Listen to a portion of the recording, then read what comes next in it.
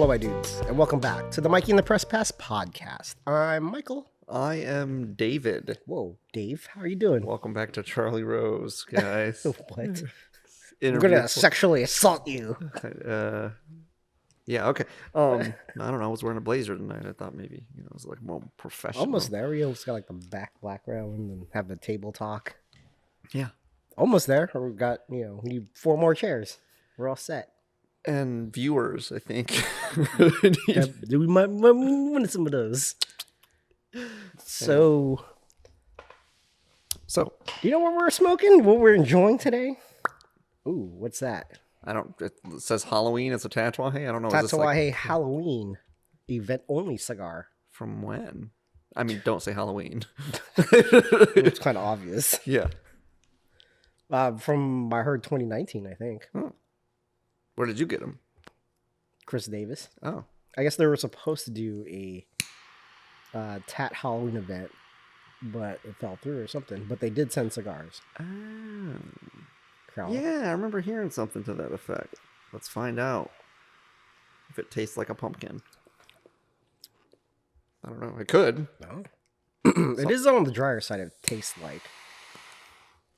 Sometimes you think that's like, oh, you named it this thing, like it's going to taste like that thing. And then sometimes because it's the whatever the name is just like a load of horse shit. Mm-hmm. But then sometimes you're like, oh, that actually does taste like the thing that it says it's the thing. Laranja? Yeah, Laranja. Mm-hmm. I thought the trail mix was kind of like aptly named. I'm like, yeah, it's a little raisiny, a little nutty, a little granola-y. It does kind of taste like trail mix. It's a pretty good name. Huh. But yeah, so far so good. We will report back on the cigar. Super pumpkin-y. Oh. Just tastes like candy corn. Spiced pumpkin latte. Mm-hmm. Why the fuck do people like candy corn? I don't think anyone actually likes that shit. I think they just make it. I like having 2 pieces, and that's about it. I was like, oh, I'm done. I don't think anyone really fucking likes it, though. I think they just like the idea of it. Circus peanuts. I don't know why people like that shit. The same thing. It's like this shit tastes like styrofoam. Or like the Necco wafers. The whack. It's like a Beastie Boys album. Wax candies. Like the teeth and shit. The beer bottles. Yeah. I used to like those wax when I was a kid. Then you figured out there's gum. Yeah, there's like the novelty of it. Like you just slurp that little whatever that juice inside it is. But I never really got the purpose of those little chocolate ones with the liquor in there. I'm like, does anybody get messed up on this? Like with the chocolate truffles with like champagne in them and stuff? Yeah, or they have like whiskey or some shit in there. See it at airports once in a while. Duty free. I don't think it's like there to get you fucked up. I think it's just like, like the flavor of it. I mean, like a little taste of some booze, scotchy flavor or something is kind of tasty in moderation. Maybe. I never had them as an adult. Or had them at all, actually. The liquor candies? Mm-hmm. Well, I mean, you acknowledge that, like if someone cooks with brandy or something, you acknowledge that flavor can add something in a medley of other flavors. So chocolate and champagne maybe go well together. I don't know. I'm not a chocolate aficionado, and I fucking hate champagne. I've tried to like it. Champagne. I have tried on multiple occasions. I have tried to like champagne because, special occasions call for it sometimes. Anniversary, New Year's Eve sort of shit. And every time I go like, I'll try it. And I'll just like try to have it. And I can never even get like halfway through a glass. You just never had the good stuff. I don't know. Some Cristal. I don't think I've ever had Cristal or Don Perignon. Mm-hmm. But I had this little bottle of champagne that Doc Jim bought me and the old lady. And I looked it up, and like a little bottle of it like that is like $40 or something. It was like this big. Yeah. And I was like, okay, so a normal size bottle of it has got to be well over $100. You would think. And I feel like if you don't like champagne at $100, you don't like champagne. Yeah, I would think. Yeah. It's the same thing with scotch. Like if you don't like a $50 bottle of scotch, you don't like scotch. Yeah. I could see if you're drinking like Lauders or some fucking like $18. Like, you can't even get an $18 bottle of scotch for the most part. Like, can you even buy a bottle of scotch for less than $20? Yeah, you probably could. Probably Johnny Walker Red Label. It's pretty cheap. For less than 20 though? Like a handle is like $35. Is it? Yeah. Okay. All right, that makes sense. Then I guess that's because like I never see because Scotch is just something that's like I can see rye or bourbon or something like that being inexpensive, but Scotch is like I only ever see $30 bottle of Scotch. Mm-hmm. So but yeah, you drink $12 Scotch or whatever, it's probably pretty fucking nasty. Mm-hmm. It's a hooch. Yeah, but if you don't like a $50 bottle of Scotch, you just don't like Scotch. Yeah, or whiskey in general. Mm-hmm. So, but yeah, I've tried to like champagne, and I just fucking don't. I hate it. It's too fucking dry. I don't. It's just a nasty taste. Yeah, it's not nasty to me, but it's just like, whatever. I'll drink it if somebody gives it to me, but it's not something I'm like going to Bevmo or like, what's the other place? Total Wine. I'm like, ooh, I need some champagne. No, that's what I mean. It's like I try to be like you because I feel like no beverage should be just that beyond reproach for me. Like it's just like the occasion calls for it. Mm-hmm. You know, like I'm a brown liquor guy, but like on a certain occasion, I'll drink a martini or a Vodka tonic or something like that, right? I might, or I was telling you we're drinking those fucking weird, fucking super alcoholic pina colada things. Mm-hmm.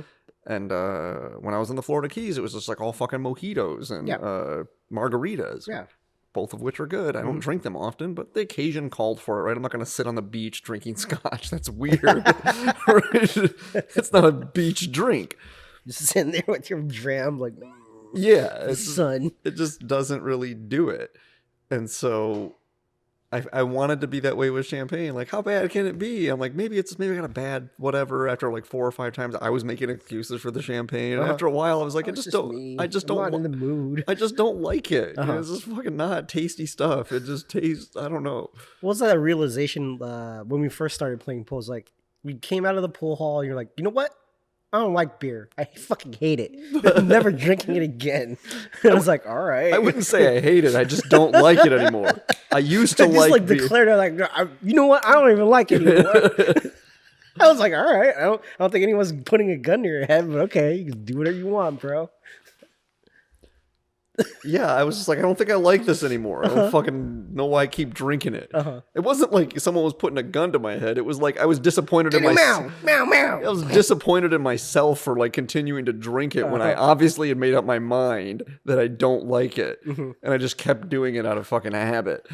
Like, and then I just like, I don't like it. Why do I keep fucking drinking this shit? I don't like it. I just like, yeah. So it was like, I try to be that way with champagne. Like, it can't be that bad, right? But it's all right. I don't feel that way. I dislike it. Yeah. It's not that I just don't like it. I dislike it. Yeah, I'm not that way. I don't feel the same. I can't even get through one, like, 4-ounce glass of it. Flute? One flute. I can't get through it. It's like, I'll take 2 or 3 sips and I'm like, I hate this. I'll have some Martinelli, please. Yeah. Nope. It's the same way I feel about Martinelli? You don't like Martinelli? What is Martinelli? The sparkling apple cider? No, I don't like alcoholic cider at all. No, it's not alcoholic at all. It's just apple cider. Oh, just like a sparkling cider. Oh, yeah, that stuff's fine. Sometimes I wish I could just have like like the juice box, like throw it away. It's like, it's pretty good. It's refreshing, right? Yeah, it's good. Yeah, it's I like that stuff. Pop that, but I don't like champagne. It's fucking nasty. So yeah. All right. So what you been up to this week? Oh, What the fuck? Well, that's what I've been up to. I've been ranting about shit. What have you been up to? Who fucking cares what I've been up to? What? Well, I went on a mini vacation this I know week. you did something interesting. So yeah, went to Tahoe, went to Squaw Valley. First time snowboarding in a long time. Ate shit. Wasn't good. But yeah, just not in snowboarding shape. Like your balance and coordination? No, stamina. Your stamina. Yeah, it's bad. Yeah, and it's the first time I've ever worn the bindings, because usually I whenever I rented or even the snowboard I bought off somebody, they're the clip-ins. Just stomp in and go. And I wasn't used to just ratcheting in the boots, and it was just a fucking took me a long ass time to get one on. I had to put the second one on, and I was just sitting there, it's like, "Oh, I'm so tired already. The elevation's killing me." I don't even know the difference. Like I just thought they all snapped in. What's the No, difference? no, no. Because the bindings that you strap in, there's like two straps, and the other one's a step in. So you just step in, it clips in, Mm-hmm. similar to what like ski boots are. Yeah, that's what I thought. So I didn't realize the first one was even a thing. Yeah. Well, that's the first. That was kind of like the original design, how snowboards were before. Then they designed the clip-ins, and they fell out of favor, and now they're back to the bindings that you strap in. Huh. Yeah. Yeah, I've never been snowboarding, so I don't know. Yeah. So the kind of drove up to Sacramento at night, and then drove into Tahoe in the morning, which was a lot better than just driving straight to Tahoe. That would have sucked. I suspected that was the way to go. You probably like halfway through the trip after work, you probably were like, "Oh, I can't No, wait I to felt get there." no, I felt fine. Oh, did you? Yeah, but I think waking up early would have fucked me up. Like getting Yeah. only like a 4 hours of sleep, and then driving back. Yeah. Because I was so exhausted driving back from Tahoe. Like I was like seeing double. I had to pull over, tell my buddy to take over the wheel, and we had to switch.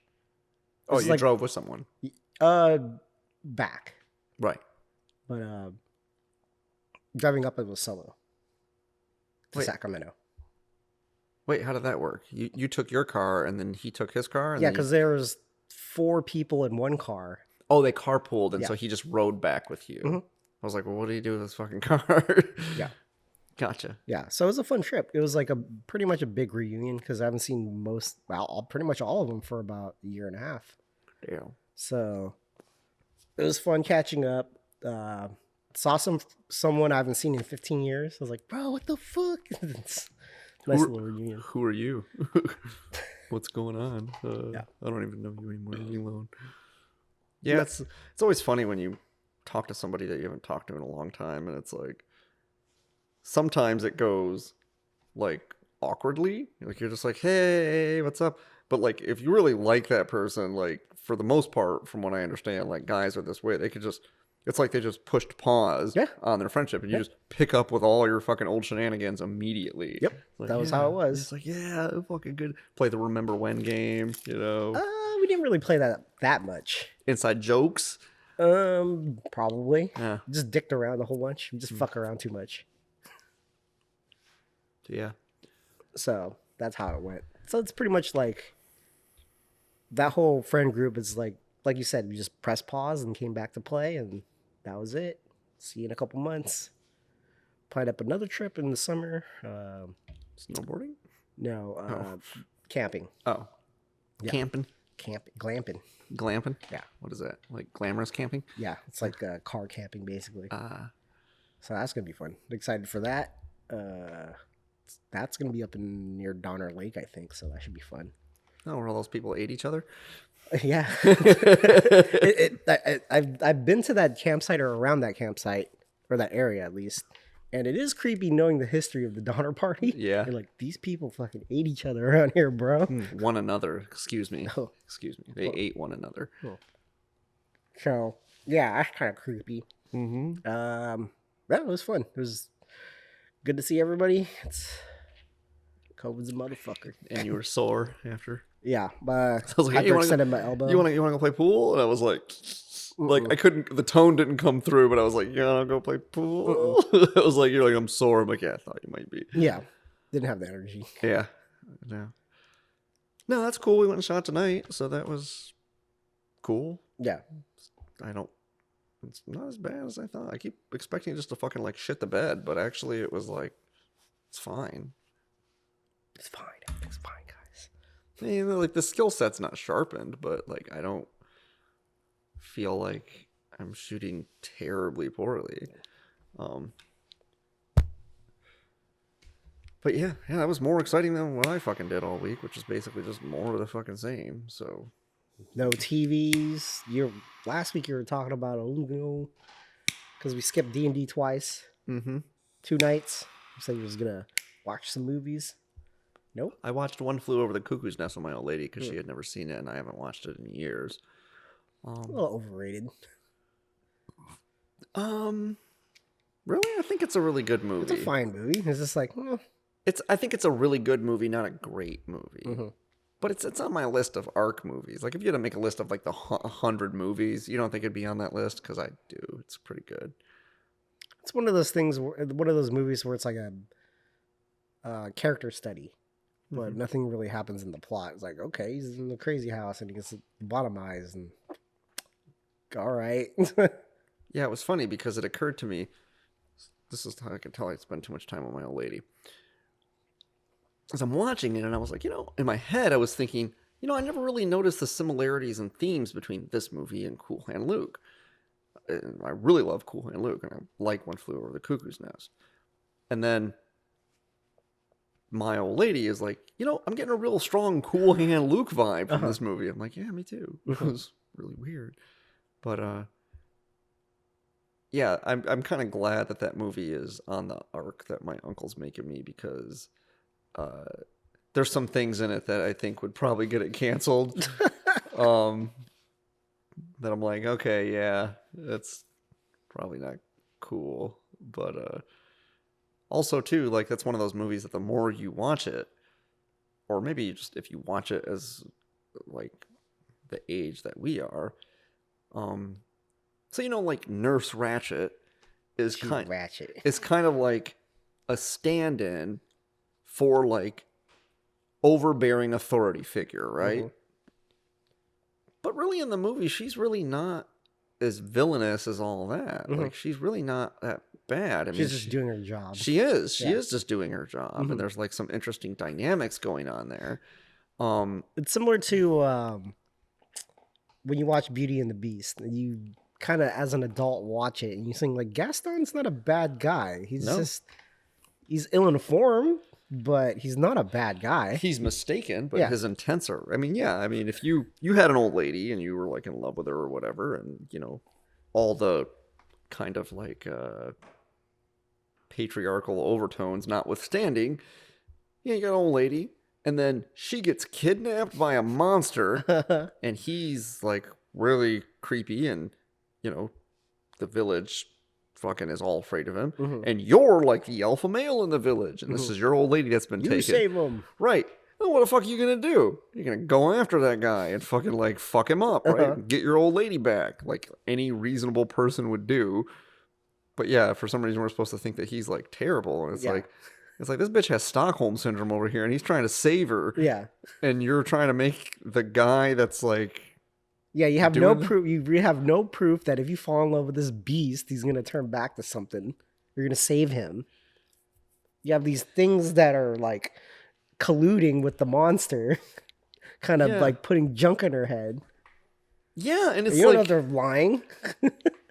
Yeah, and I mean, sure, it has some of those, like, taming the, like, wildness of man kind of thing, but it's like, he's, like, violent and abusive to her. Like, and it's just like, no, if you just love him enough, like, he'll understand, like, I understand him. Yeah. That's the solution. I don't think this is a good message for young ladies at all. Like, it's like, he's crummy and shitty to you and is, like, actually a monster. But, like, if you just understand him enough, he'll change. And it's like, and in the movie, he happens to do that. Yeah. But I think that's just wishful thinking as a general rule.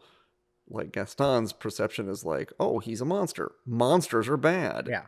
And even if, like, because he seemed pretty content, Gaston, that is, he kind of leaves well enough alone with the fucking monster. Like, he clearly doesn't like that the monster is, like, up there doing whatever, and everybody kind of doesn't like it. But it's not until he fucking kidnaps his old lady that he's really like, now this aggression will not stand. I'll not stand for this. Will not stand. This aggression against Kuwait will not stand, man. And so, yeah, I mean, he kind of, like, is tenuously tolerating, like, well, all right, he's fucked up and crazy and whatever, but he's not really hurting anybody. He kidnapped your old lady. Like, oh, I can't sleep on that. I'm trying to fucking get that bitch back. So, yeah. Yeah, it's like Iraq or something. Like, it's like, we got to give them freedom, bro. It's like, you want the oil. Nah, the freedom. They want freedom. Trying to get that all. But, yeah, it's kind of that way with Nurse Ratched, where it's like, you watch it and it's like, man, I don't like you. I was come away with the perception having the first couple times I saw that movie that like, oh, she's a bad guy, and I mean, to be fair, she does do some. She does not horrible. She does at least one terrible thing, in the movie, but a couple of things that are kind of questionable. But in general, I don't think that she's any worse than anyone else. I also always forget Danny DeVito is in that fucking movie. Young Danny DeVito. Was he ever young? He's so young in that movie. I told my old lady, I was like, it's Danny DeVito. And she's like, you mean that guy with the glasses? And I'm like, no, that guy, the guy that looks like Danny DeVito. And she's like, that doesn't look like Danny DeVito. I'm like, that's Danny DeVito. And she's like, no, it's not. Are you sure that she knows who Danny DeVito is? Yeah. Okay. I was pretty sure she does. Are you sure? We watched LA Confidential together. Okay. So all right, just checking. He's in. She's seen LA Confidential all the way through. I don't know. She's never seen any action movies. She's into action movies. I think what it was is I think that like she watched them like when she was a kid and they just kind of made an impression on her. She just kind of came away with this theme and feel of it, but she doesn't really remember any of them specifically. There have been ones where we've been watching it and she's like, actually, I think I did see this when I was a kid. I just don't really remember it because it just, I don't really follow the plot when I'm a kid so much as it's like, whatever, just moving things and shit. I think we got all the First Blood, I think, is the only one left, the only major action movie that we have yet to delve into. Yeah. And then there's some ones that are like I think it's kind of outside the scope of like 80s action movies because it was made in the early 90s. Broken Arrow. No, I think that's solidly a 90s action movie, but Point Break. Oh, okay. It's like that kind of is like it's almost like essential action movie viewing. Yeah, Point Break is one of those things where I didn't watch it when I was young. I just saw it as a teenager, like, all right, that's cool. Yeah, it's fine. It's whatever. I mean, no action, like very few action movies are actually really good. T2? T2 is good, but few are good. Like good movies, like pieces of cinema. Mostly they're just kitschy. It's like horror movies, right? Very few of them are actually like high quality films. And there are obviously Aliens. Yeah, Aliens is a good action movie for sure. That would go on the list. Do we want to list all the other ones, or I just want to say them once in a while. Those two, sure. James Cameron, good work, buddy. And then what did you do for the rest of the last 30 years? Or Juice, that was a good one. Yeah, Deep Blue Sea, a fucking shark ate me. Yeah, the fucking James Cameron. You make like 2 really good movies, and then 3 really good movies. Just gonna make Avatar for the next 20 years. I'm just gonna make fucking 20 years of Avatar. You want to see me go down to the deepest part of the ocean? No. I can live stream it. Yeah, it'll be pretty cool. But for me only. It's like that movie The Abyss that I made about that faggoty fucking bullshit. Whatever. All you need is love. Fucking hippie shit. Oh, was that the movie? The fucking movie is so stupid. I thought it was about like conservation or something like that. Same thing. Whatever. Fucking hippie. What? Yeah, all you need is love, man. Like whatever, dude. Love conquers all, man. Yeah, stop making that shit. Make Aliens. Actually, don't, because you tried to make another Terminator movie and it fucking failed, apparently. I didn't even see it. It was just lambasted by everybody that fucking saw it. It's like, wow, nobody has anything good to say about this movie. I was so happy that it was like, yeah, James Cameron's back together, doing his old, getting the old team back together, and then everyone was like, no, it was fucking terrible. Oh, the newest one, the most recent one. Yeah. Oh, okay. They got blasted. It might have been a box office failure. Are you sure those are like woke, like reviewers? Like, I can't believe they did that. It's a fucking male gaze. That's bullshit. Well, it didn't do well at the box office either, so that would be an indicator. Like, you could say that the reviewer in it, like, yeah, usually I'm pretty, like reviews, like, first come out, and it's like, the dust needs to settle. It's like, when a movie first comes out, either it gets trashed or it gets praised. I remember when Jurassic World came out, like, the first weekend, it's got, like, a 97 review on fucking, like, Rotten Tomatoes. I was like, yeah, you give it a couple of weeks. let all the people see it, and then Dino Bros. Yeah. It's like, yep. It was always like 12% now. It's like, yep. Fucking terrible. So, don't really trust that right out of the gate. But yeah, I gave it some time. I actually read some reviews on it, and it just didn't sound very good. It sounded, nah.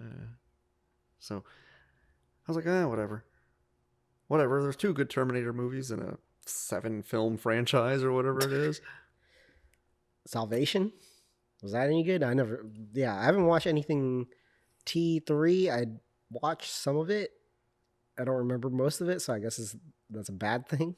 Okay, so here's the I've seen pretty much all the Terminator movies except the recent one. Mm. So first one is, cult classic, decently like action movie, not high art, not cinema, but like just good action. Arnold kills a lot of people, right? So it's like a B on the relative scale of, it's an A for an action movie. It's like a, C on the relative scale of films. And then Terminator 2 is like a fucking A+ action movie and like a fucking B+, like on the relative scale of cinema, which is a ringing endorsement. And then the third one is not so great. It's not terrible. It's got a pretty cool ending. Nick Stahl has a pretty good performance. Claire Danes is decent. Arnold seems like he just kind of phones it in. He's like, oh, whatever, I gotta do another one of these. I'm going to be the governor. Yeah. And so, like, whatever, it's fine. It just kind of is like a paint by numbers. I'll put her head in the toilet. Yeah. And so then Salvation, it's a Christian Bale one, I think, right? Mm-hmm. That one's actually pretty decent. Better than the third one. Not as good as the first or second one, but a decent effort. And then it went away for a while, and then Genesis was the one after that. And that was the one with fucking Danny Targaryen in it or whatever, right? That one is not good. That one's really it's a kind of a mess. It's kind of a mess of stupidity. And then so I didn't see the most recent one. I was like, yeah, kind of fucking done. After Genesis, I was like, yeah, that's not trending up. It's like it's pretty much just dipped, and then it dipped a little bit back up, and then it's just starting to trend down. It's just not a trajectory I can really you think that last one killed it? It was like, no more. We're just going to wait till Arnold dies, wait 20 more years, and reboot the thing. I think it's just the same problem we talked about before, which is that, like, when you pull too much at the thread of a time travel movie, it just starts to fucking not make any sense. Yeah.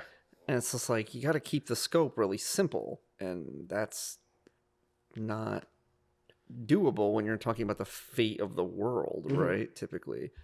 That's part of what's so cool about the first one is that they just kind of throw you into the fucking midst of things, and then you're kind of just too busy scrambling around with the action to really like ask a lot of concrete questions.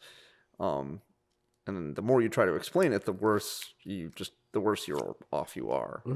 Like it's just not good. It's just like, oh no, it's like the Eagles couldn't take him to Mordor because they forgot how to fly. Yeah, they stopped. They're just really stubborn. It's like, okay, you got to ask for consent, and they wouldn't give the consent. Mm-hmm. Yeah, it's just nope. That's dumb. So it's just like stop being dumb. So I don't know, but James Cameron do something else. But I don't think he has anything else in him. I think he just sucks now. Because he sucks. Not his directing. His directing sucks, but his directing sucks because he sucks. Okay. It's just he's shitty, so he just can't make good movies anymore. I don't know. Avatar 2, bro. Crazy. Avatar, yeah. Fern Gully 3, basically. Basically. Yeah, it was pretty funny when the reviews came out. I was like, it's basically Fern Gully. I was like, no way. Watch this. Like, yep, that's Fern Gully right there. Yeah, I didn't have a recollection that it was Fern Gully, but like I read the review of it and I was talking with somebody about it because I've never seen Avatar. Okay. I was just like, yeah. It's kind of worth watching some of it, like especially at the time. That was like a technical achievement what they did. Sure. I mean, so was Titanic, but I've never seen that either. But yeah, I was talking to people about it. I was like, they already made this movie. And they're like, no, it just came out. And I'm like, the fucking plot of this movie sounds super familiar, man. Like, except the whole, like, the guy goes into the body of the native dude or whatever. Na'vi. Yeah, whatever. Yeah, like that I was like, but the rest of it I was like, man, that sounds fucking super familiar. Are we sure you sure they didn't make this movie already? Like, no, it's brand new. I'm like, I'm not gonna see it. I don't care. Oh, you mean Dances with Wolves? Yeah, maybe that's what I was thinking of. It is Yeah. kind of like Dances with Wolves. I never thought about that. Yeah. But I will be the best of you, this white guy. The Last Samurai. Yeah. It's a fucking insulting. It's like, I'm just gonna be the best because To be fair, though, but at least the Last Samurai, he wasn't the best. I was dude. just gonna say that. Yeah, he's just a dude. He does pretty well. He's not the best. He Yeah. just learns to samurai a little bit, Yeah. and I actually really like that movie. Yeah, I like that movie a lot. And he's not the best samurai at Yeah. all. Like he just can samurai a little Yeah. bit. And most of the movie is not about him learning to be a badass so much as like Surviving, right learning the ways. appreciating their culture Yeah. because his culture is so bankrupt. Mm-hmm. And so, he finds some sort of meaning in their culture, and then along the way he learns discipline, and with that comes like, yeah, he can swing a fucking sword now, which is kind of cool. But yeah, I like that movie. I thought they should have billed it as finally Tom Cruise is in a movie where he's the tallest guy on set. This is like a bunch of little Asian dudes. But no, yeah, I dig that movie. It's one of I think it's an underrated Tom Cruise movie. Mm-hmm. Yeah, I'm trying to think of, would there be like an opposite of that? Like some Asian dude becomes like the best whatever in America. People are like, yeah, fuck. Well, the thing is, though, is like, we don't make movies about things in America that require like discipline. We always make movies about people. Well, sports movies especially, they do that a lot. Being disciplined, practicing a lot, finding the love of the game, or some shit like that. I mean, I guess Boxing movies, especially. Boxing movies, yeah. Like some dude comes over. Well, that's kind of what Rocky IV is about, Yeah. right? Like, but I mean, then again, I guess it depends. You'd have to like, the movie would have to be about somebody who doesn't have that thing in their culture. It'd be like a Japanese guy coming over here before they really had like baseball and just becoming the best baseball player or something like that. That's what the movie would be like. And so instead, they have like Air Bud. Like the dog's the best thing ever. It's like, what the fuck?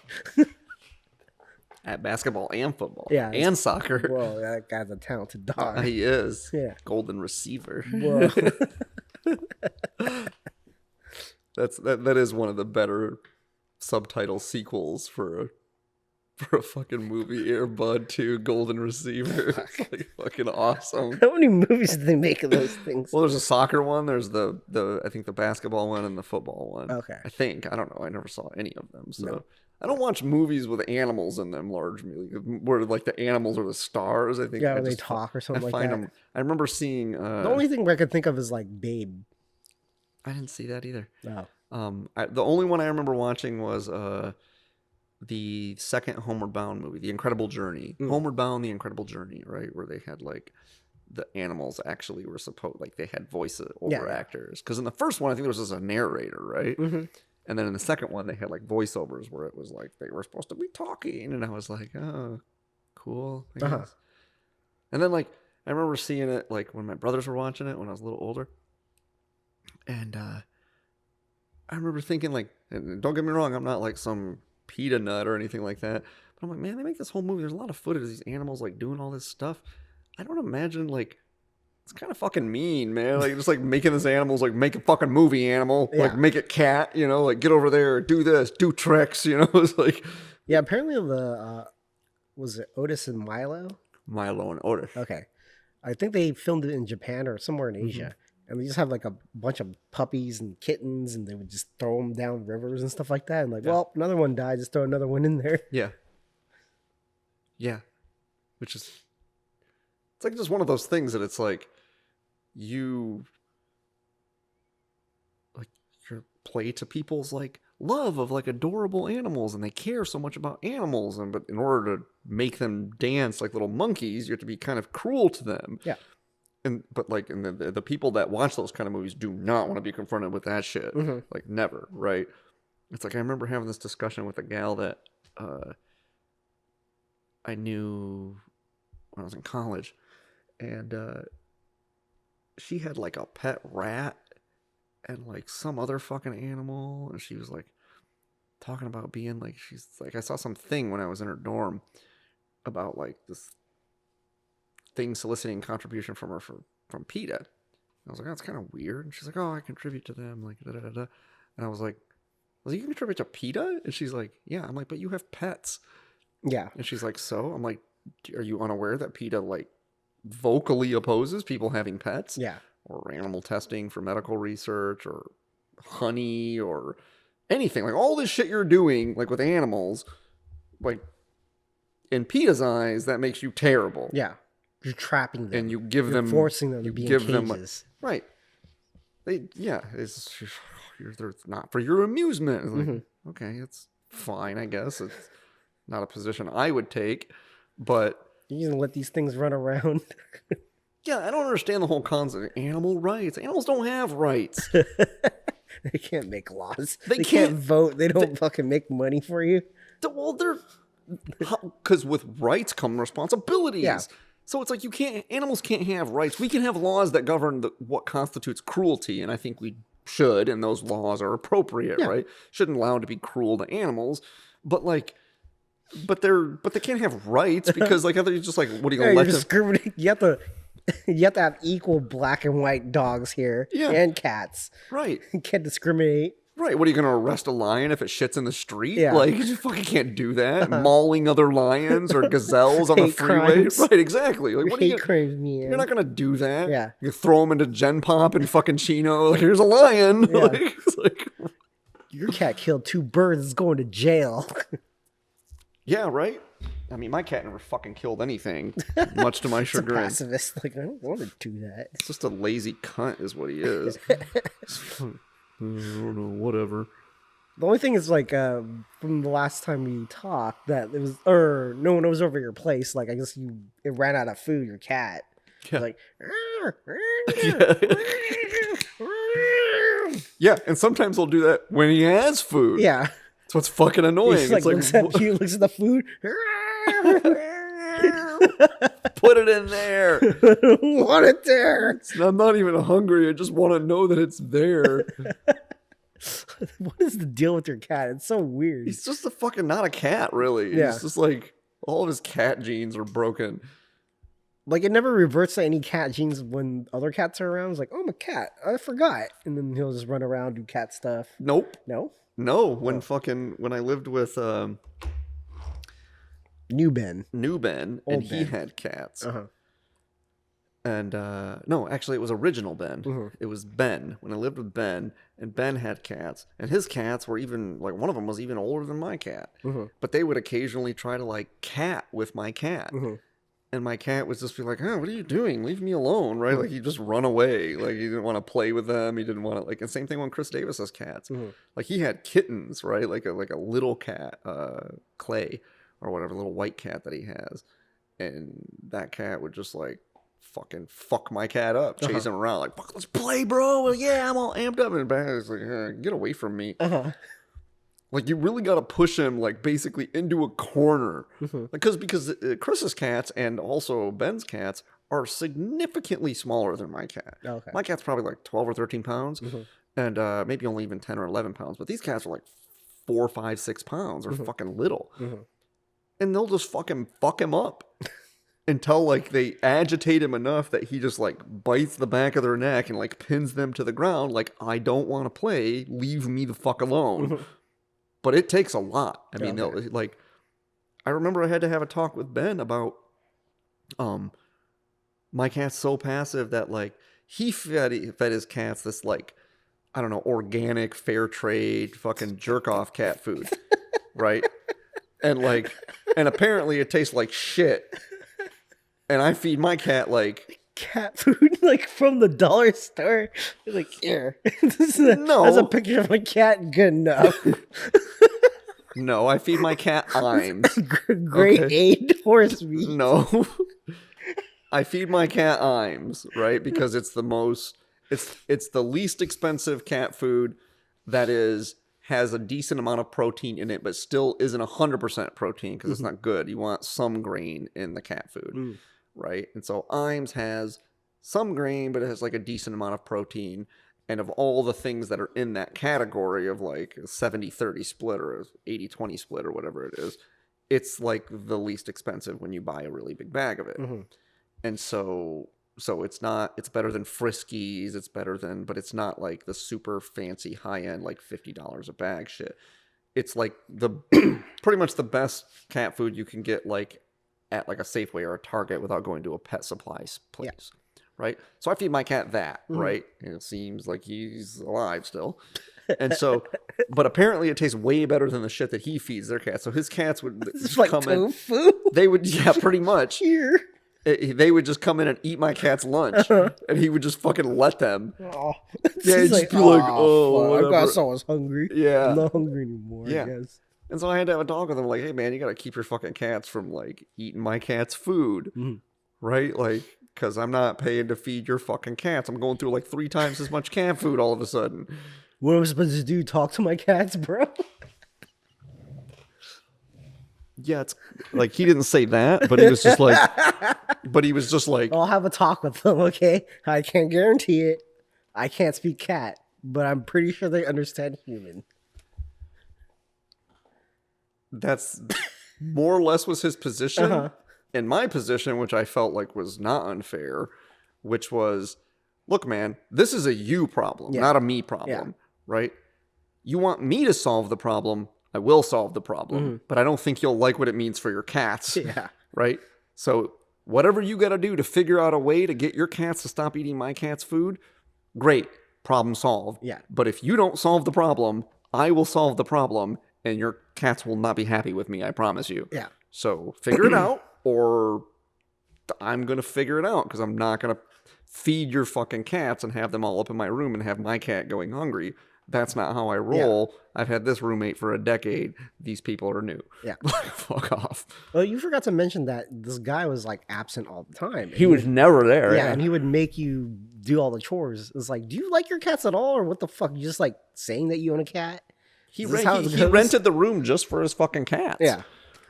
So it's like, what's the point of having cats if you're never around? Yeah.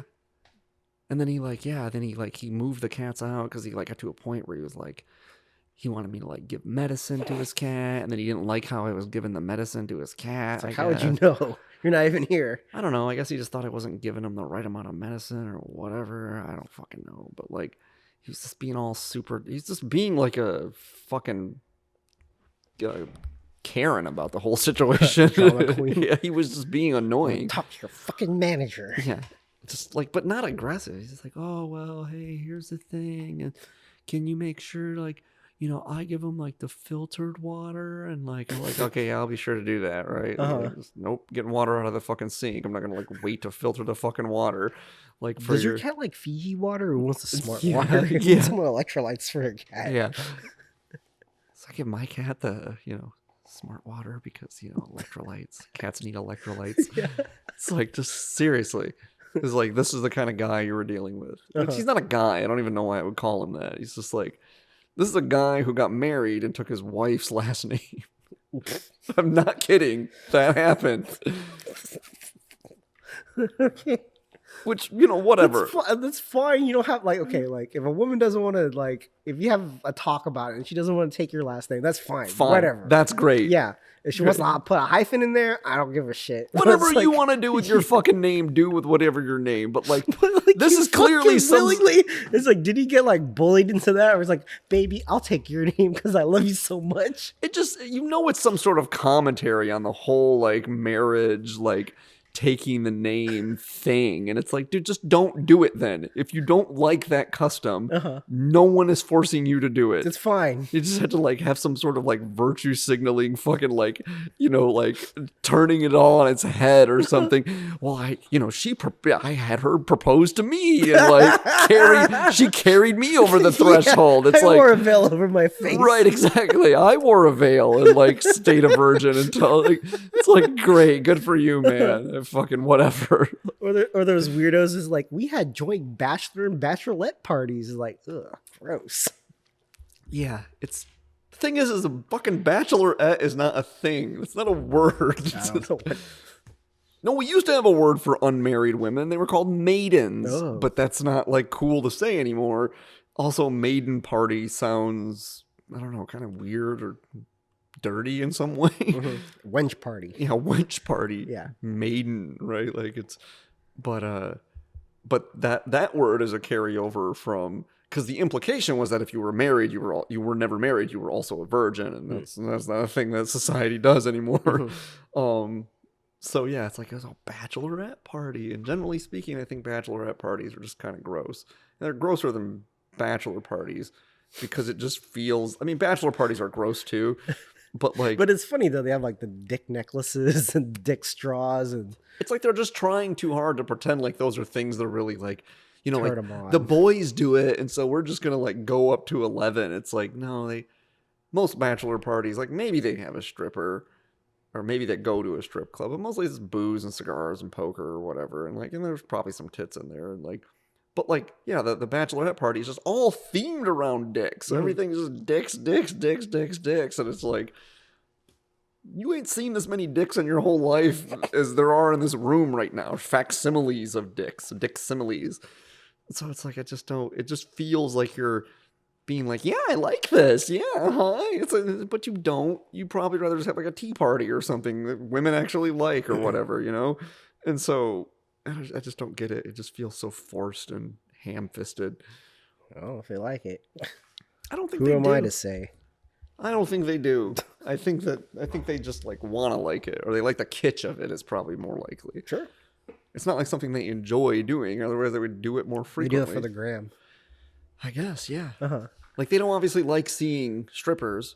Or It's they a thing to do. Or they would go see strippers more. Yeah, it's a similar thing with like my parents like to do this a lot. Like let's say they're in a tropical area on the beach. Let's say we're at Hawaii. They've done this before. It's like, I should get a Mai Tai.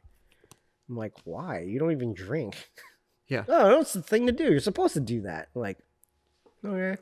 Take a sip. I don't like it that much. You drink it. I mean, I don't even like sweet shit. To my point earlier, it's like, yeah, if I'm sitting on the beach, like, yeah, I might have a Mai Tai or some sort of tiki drink, right? Yeah. Because it's appropriate. Nice, cool, refreshing It's drink. appropriate to the scenario, but it's like, it's not that I just don't like those things.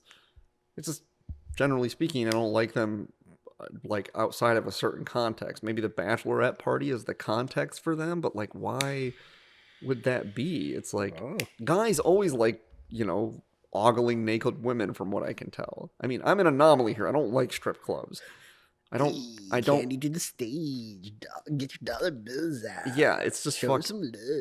it's just kind of sleazy and dirty and loud and smells bad, and I don't like it. I don't like it. And there's just something. I have this aversion to paying women for like privileges to their lady parts. It's just like, yeah, like why would I pay for something that I could just get for free? I don't understand that. Like, there's free stuff over here, and it's the same stuff. And then over here, I'm just going to charge you a bunch for it. It's like, why the fuck would I want to pay for something that is free? It's free. Someone charged you for fucking air. This air's better. It's like, whatever, dude. Yeah, I'm not really into strip clubs too, so I'm not the same boat. Yeah, I just don't get it. But like, and I certainly wouldn't go to one simply because it was a bachelor party and it's the thing that you do at a bachelor party. Like, I'd be like, hey, you want to come to my bachelor party? I'd be like, are there going to be strippers or going to be a strip club? And if someone said, yeah, I'd be like, I'll pass. Like, if it's going to be like whiskey and pool and cigars and poker and like fucking movies and shenanigans, grab ass, whatever, like, cool, I'm in, right? But not if there's going to be like random women you're giving money to take off their clothes. If there was going to be women there, then maybe, but I don't know why it would be a bachelor party if there were women there. Isn't that the point? Stag party. Yeah, stag party. I don't know, man. But anyway, yeah, so that's your pants look pink right now. That's kind of fun. Thanks for that. Okay. I don't know, for just like a second I seriously thought you were wearing pink pants. I'm like, you're wearing pink pants and I just didn't notice. Yes, I am. Yeah. That's cool if you want to do that. Pop your collar. It's my choice, man. Pop your collar on your shirt. Good times. That was a long way around talking about One Flew Over the Cuckoo's Nest. It's all free form, man. Yeah. That's how it goes. Free balling. I don't know. You watch anything this week? Fuck, I did watch stuff, but I totally forgot what it was. Oh, I'm just caught up like the whole. It threw me off having the vacation, the event happening on a Thursday, because it kind of messed up my week because I had to get rental stuff, get other kind of like snowboarding clothes and stuff like that. And my schedule is really tight in general. So it's just hard for me to like do all those things at once because either A, I'm teaching karate after work or going to the cigar shop and working. Yeah. Or playing D&D or whatever. And Yeah. it's just like hard for me to fit that in. I can't go out of my way for another hour and have enough time to come back for something else. So it's just like, it was kind of more stress on myself, but yeah, but sometimes you gotta do that to, I feel that way sometimes. It's like, okay, so, I'm the same as you. It's like, and it's funny too, because it's like, I'll be at work. It's like, I'm doing a whole bunch of shit right now, but I'm stuck here. Yeah, and it's like, because you're not like, you feel busy throughout the week. Mm-hmm. But when you're, like, especially when I'm working at the cigar shop, it's not like it's hard work, So I'm just kind of like hanging out or whatever. But it's like, I can't do most of those other things concurrently. Yeah. So it's like, I'm just at work, and then the second I get off work, I got to go do something else, right? Working on a story for Metro, which I finished this week, actually. I'll talk about that in a minute. So, I got to do that, work on that story, get some interviews in. Then I have city council on Tuesday night, and then, I got to work, and then, play D&D and try to fit some time in for pool and podcasting and D&D. And then I like to try to fit in video chats with people, my uncle, my cousin, and, some other people that I chat with. I think I'm going to try to chat with my buddy Patrick, who lives in Florida. Because there's this guy that comes into Ohlone, and he just kind of has a similar affectation to my buddy Patrick. Okay. And it's very similar. Like, this is the guy that was like, it looks like he's sleeping when he's chatting with you. Yeah, that's Patrick. Okay. So this guy is like the Ohlone Patrick. And the trajectory of like because I ended up becoming friends with Patrick, I knew how to deal with this guy. Oh, okay, he's kind of aspy. And so I just and he's a programmer, and he's just kind of got that really whatever, 1,000-yard stare or whatever, but not in a psychopath kind of way, just kind of a far off, he's always kind of far off in his own world. And I was like, oh, I have something for this, right? I know how to deal with this. I'm just gonna not fucking talk to him at all, and just be around him for a while and let him get comfortable being around me. It's like a feral animal. You have to just stay in the room, don't approach it. He's like, yeah, kind of. And then so over the last couple of weeks, I was like, well, there are other people adjacent to him, and he will just see me interact. He will observe me. Yeah. And once he is made a determination, yeah, you're not a threat on observing me. Yeah. He will either stay the way he is, which would be fine. Yeah. Or he'll become more friendly. And so what happened is last week, there's this guy Neil. He comes into Ohlone, and he plays chess with the weird guy James. And he saw my phone open as I was at a game of chess open, and he was like, "Oh, you play chess?" And I was like, "Yeah." I was like, "Yeah, I play a little bit." And he was like, "Oh, what's your ELO?" And I was like, "I don't know, 17, 1800." And he was like, "Get the fuck out of here." I'm like, okay. All right, bye. He was like, how long have you been playing chess? I'm like, I don't know, off and on for 20 years. He's like, oh man, I was like, I didn't know you played. He's like, me and James play all the time. I was like, yeah, I know. I saw you guys playing one day, and this was before I knew what was up with James, because I said something to James like, hey man, we should play a game or something sometimes. And he was like, I really just play with friends. And then he just turned and walked away. The fuck off. Yeah. And I was like, okay, got my answer there.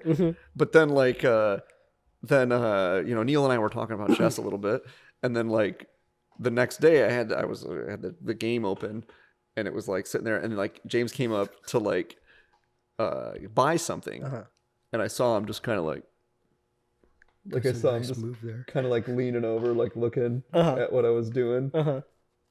And I was like, but he didn't say anything. And then today, before I got off shift, and I came and I sat down, and I sat across from him, and I still just didn't say anything to him. Just sat across from him. I had my book out. I was reading, and then he's just I saw that he had matches because he left his lighter at home, and so I just kind of went like that, and handed my lighter over to him. Didn't say anything. Just handed my lighter over to him. He used the lighter. Thanks. And then a little while later, he was like, what are you reading? I was like, this is exactly how it went with Patrick. And so like is this the one who's like, we're friends? that's Patrick. Okay, yeah. okay. And so I texted Patrick and I was like, hey man, like no homo, but like we should fucking video chat. Like with this guy, like I know at Aloni reminds me of you. It makes me miss talking to you. I should fucking talk sometime. Mm-hmm. And he was like, I don't know. It's like this is why he's fucking funny. And so here, I'll just fucking bring up the fucking our chat log, right? Whoa! You're violating some sort of like privacy laws. Oh man. yeah, I do that. I Do some basic. HIPAA stuff or something. But yeah, he's like, Oh, no, so I send him stuff all. on me. I send him stuff all the time that fucking like reminds me of him, right? And I'm like, hey nerd. He's like, sup? Ever try Aquitaine Venus?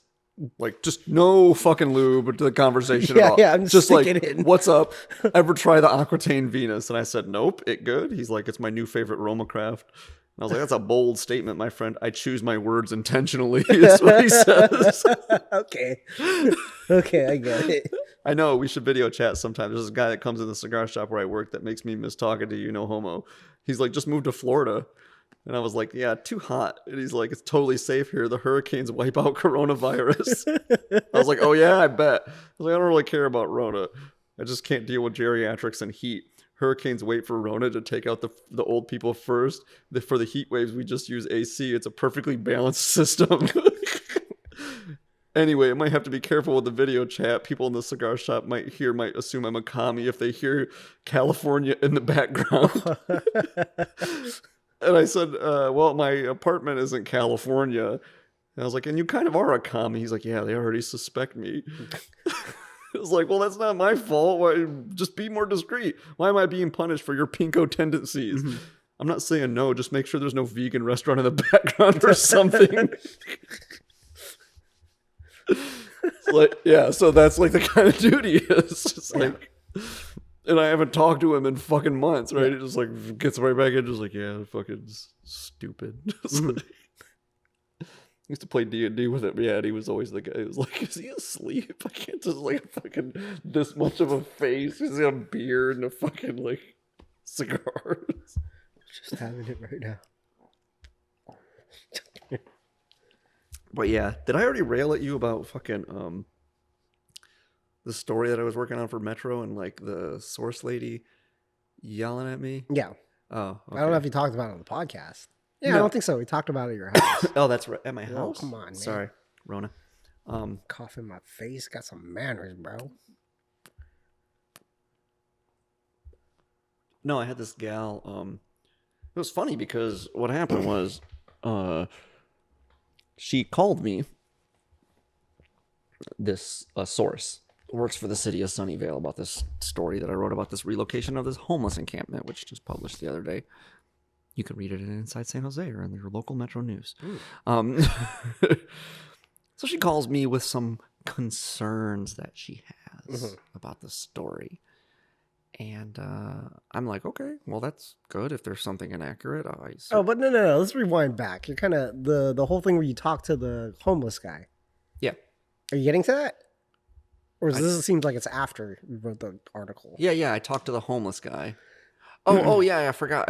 Like I didn't about the whole like they told him not to talk to anybody. Yeah, not mention his name. Yeah. So what happened was there was this company that was coordinating the move from the homeless encampment to the hotels that the city is putting the homeless people at, where they are relocating them. So the company is coordinating the move. They're like a non-profit that gets a lot of money from government grants and stuff. They're not technically part of the city. The city contracts with them, pays them a bunch of money. And so I had got in touch with a homeless guy that was part of that relocation. And I had coordinated an interview with him and sat down. And I think they like to be called home impaired. Yeah, something. The unhoused. A member of the unhoused community with lived experience. Yes. Fucking bullshit newspeak.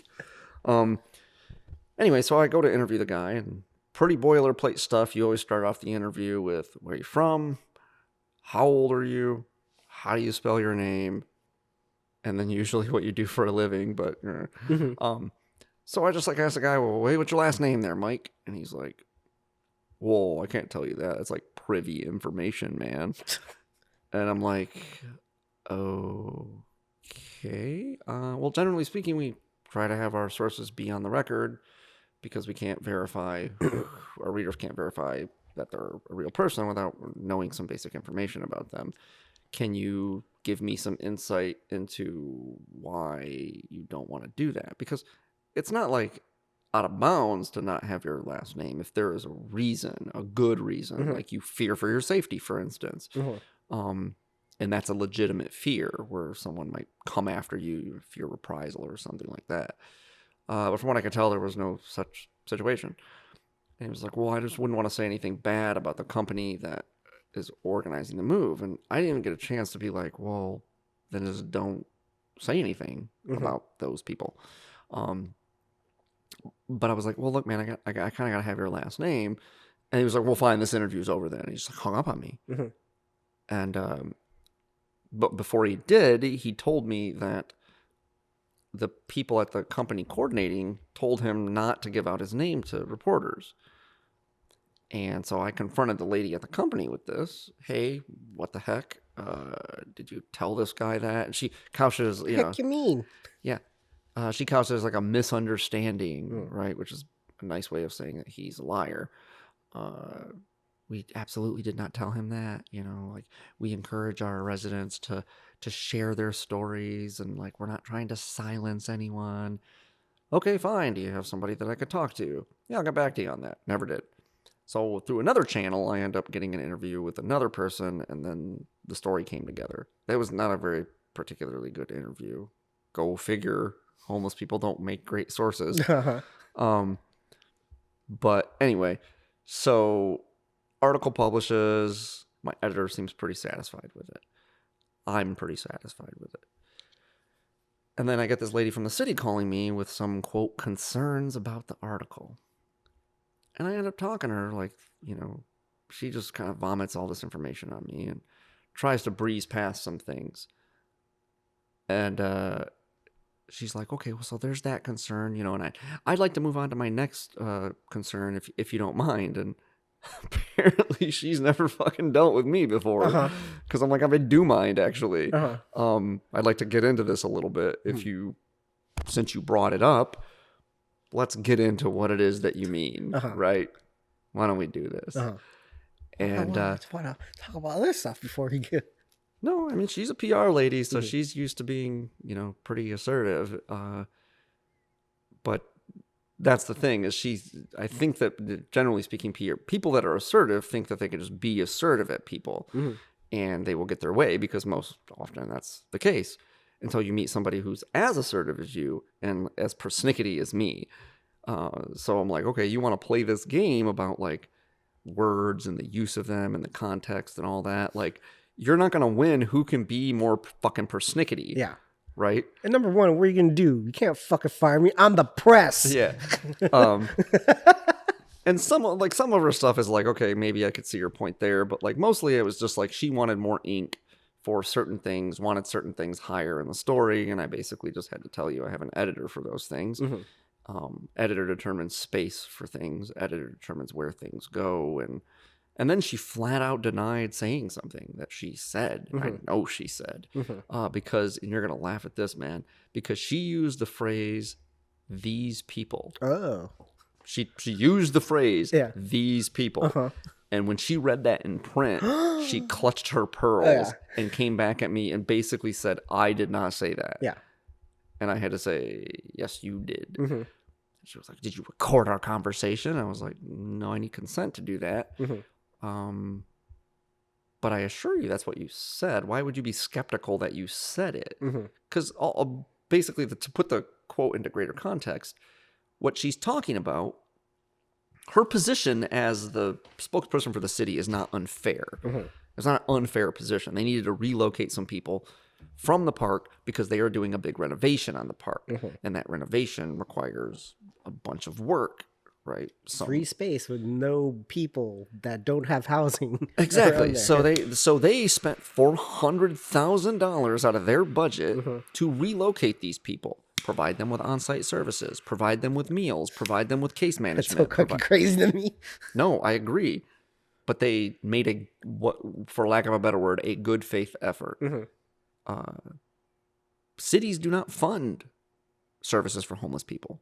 That is the county. Money comes from the county. And the crux of the quote is her saying just that. We do not earmark money for these people in our budget to provide services for these people, right? That's what she said. And if you put it in context, it sounds fine. right. And the quote encapsulates in her words exactly what she's getting at. And you already know from early in the story, the city is spending a tidy sum of money to relocate these people, money that they don't need to spend, money that they don't earmark for these people. And she just hated that she saw that she said that in print and like basically just denied it. She's going down the fucking list with me, man, like all this stuff, and I'm just talking to her and it was like, you know, she's getting exasperated because she's basically speaking gobbledygook at me. She's just saying word salad gibberish, and I'm basically just saying none of what you're saying makes any sense. This doesn't make sense. You're not like, I'll give you an example. And maybe this is getting too much in the weeds of the whole banality of my work, but this is the Mikey and the Press Pass show. but so I asked, why do you need to relocate people? She said, because we're doing renovation on the park. I said, well, why can't you work around the encampment? She said that area for the encampment is earmarked for some storm water drain work and storage of electrical equipment. Okay. And so in my story, I just wrote that they relocated them as part of the $17 million renovation of the park, which needs sewer and electrical work. That's what I said. So I wrote. She seemed to think that this does not contextualize the greater project of the park. And I'm like, in what way? And she's like, well, it would be like if I said, why are you moving? And you said, because I need a new toilet. I mean, that's probably true, but you also want like good schools and you want like more floor space and yada, yada, yada. And I was like, okay, but the key distinction there is that I never said because. I never said because. I'm like, let's just go over this again. Yeah. Did you disperse the encampment? Well, I think disperse has like a, a connotation. Did you make them go away? I'm like, she's like, it would be more accurate to say we relocated them. I'm like, fair enough. But just to be clear, if you hadn't have put them up in the hotels, they still would have had to leave the park, right? Like if you didn't decide to spend all the money on the hotels and stuff like that, they would have been allowed to stay then? You did that just for, didn't you put them in the hotel because you needed them out of there? Yes. Okay. Why did you need them out of that area specifically? Well, because we needed to store some electrical equipment and do some stormwater work there. I'm like, okay, so that's not inaccurate. So did you not give me that reason? And she said, well, I did. And I was like, okay, so the park doesn't need that work. And she's like, no, it does need that work. And I'm like, well, then what is inaccurate? I don't get. You're not telling the greater story. Exactly. You're characterizing it in a way that makes it seem like, I'm like, how does it make it seem like anything? I'm like, the park needs a renovation. I'm like, she's like, well, there's a lot of things that the park needs. I'm like, and that's kind of covered under the umbrella of renovation. Yeah. That I said cost $17 million. You think the average reader is going to read $17 million renovation and think that the park only needs sewer and electrical work? I don't think so. And even if they did, I don't think it's fucking important. But anyway, so we're just getting into the fucking weeds like that for like a million years. And I thought for sure she was like, well, I just like, so who handles this, right? Like who's the editor? I'm like, well, editor decides what's published and what corrections are necessary. But I can tell you she's probably not going to issue any corrections on any of this stuff because none of it's factually inaccurate. Mm-hmm. And, but, you know, go ahead and give her a call. You know her. I got her number from you. I got your number from her. Mm-hmm. And she's like, all right, yeah. So I call my editor and I'm like, hey, just to let you know, if this lady is displeased, and here's the reasons. About the facts. And, and the thing is, this is the way editors work. And she's like, well, is anything factually inaccurate? And I kind of give her the rundown of kind of what her concerns are and what she had to say. And she's like, yeah, this doesn't really sound like anything. And I'm like, yeah, it's not like anything to me either, but you're the editor. You make the fucking decisions on what gets corrected and what doesn't. I'm just trying to encapsulate her position as clearly as I can. None of it makes any sense to me, but this is what she said. And so then I asked her yesterday or today, I was like, did you ever hear from that lady? And she was like, nope. I was like, are you kidding me? I was like, I was so sure that she was going to contact you because she just chewed my fucking ear off. Mm-hmm. But I guess just like talking to me for that amount of time, I'll just wear you the fuck down. Like I just don't want to do any of that shit ever. I don't want to have to go through this conversation with someone else who has more authority than this guy, mm-hmm.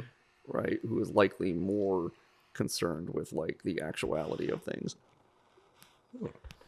Kill. So that was fun. Uh-huh. But the story published and seems like it's gonna just run as is. Yeah. Go figure. Uh-huh. It's like the funny thing is I remember when I first became a reporter and I used to get people calling me with complaints saying they want corrections to stuff and everything. And when you're a fledgling reporter, it's often because you just make mistakes. Mm-hmm. And occasionally it still is because I make mistakes. But the more experienced I get and the better I get at writing, the more I realize the more frequently it is, it's not that they're mistakes. It's that people that work for the government or work for nonprofits or we're just, they're in like the bureaucratic world in some way. And they all speak with like business speak, corporate speak, news speak. And when are you saying they don't like the optics about it? They don't like the optics of it all, right? They read something in black and white that is in plain language, mm-hmm.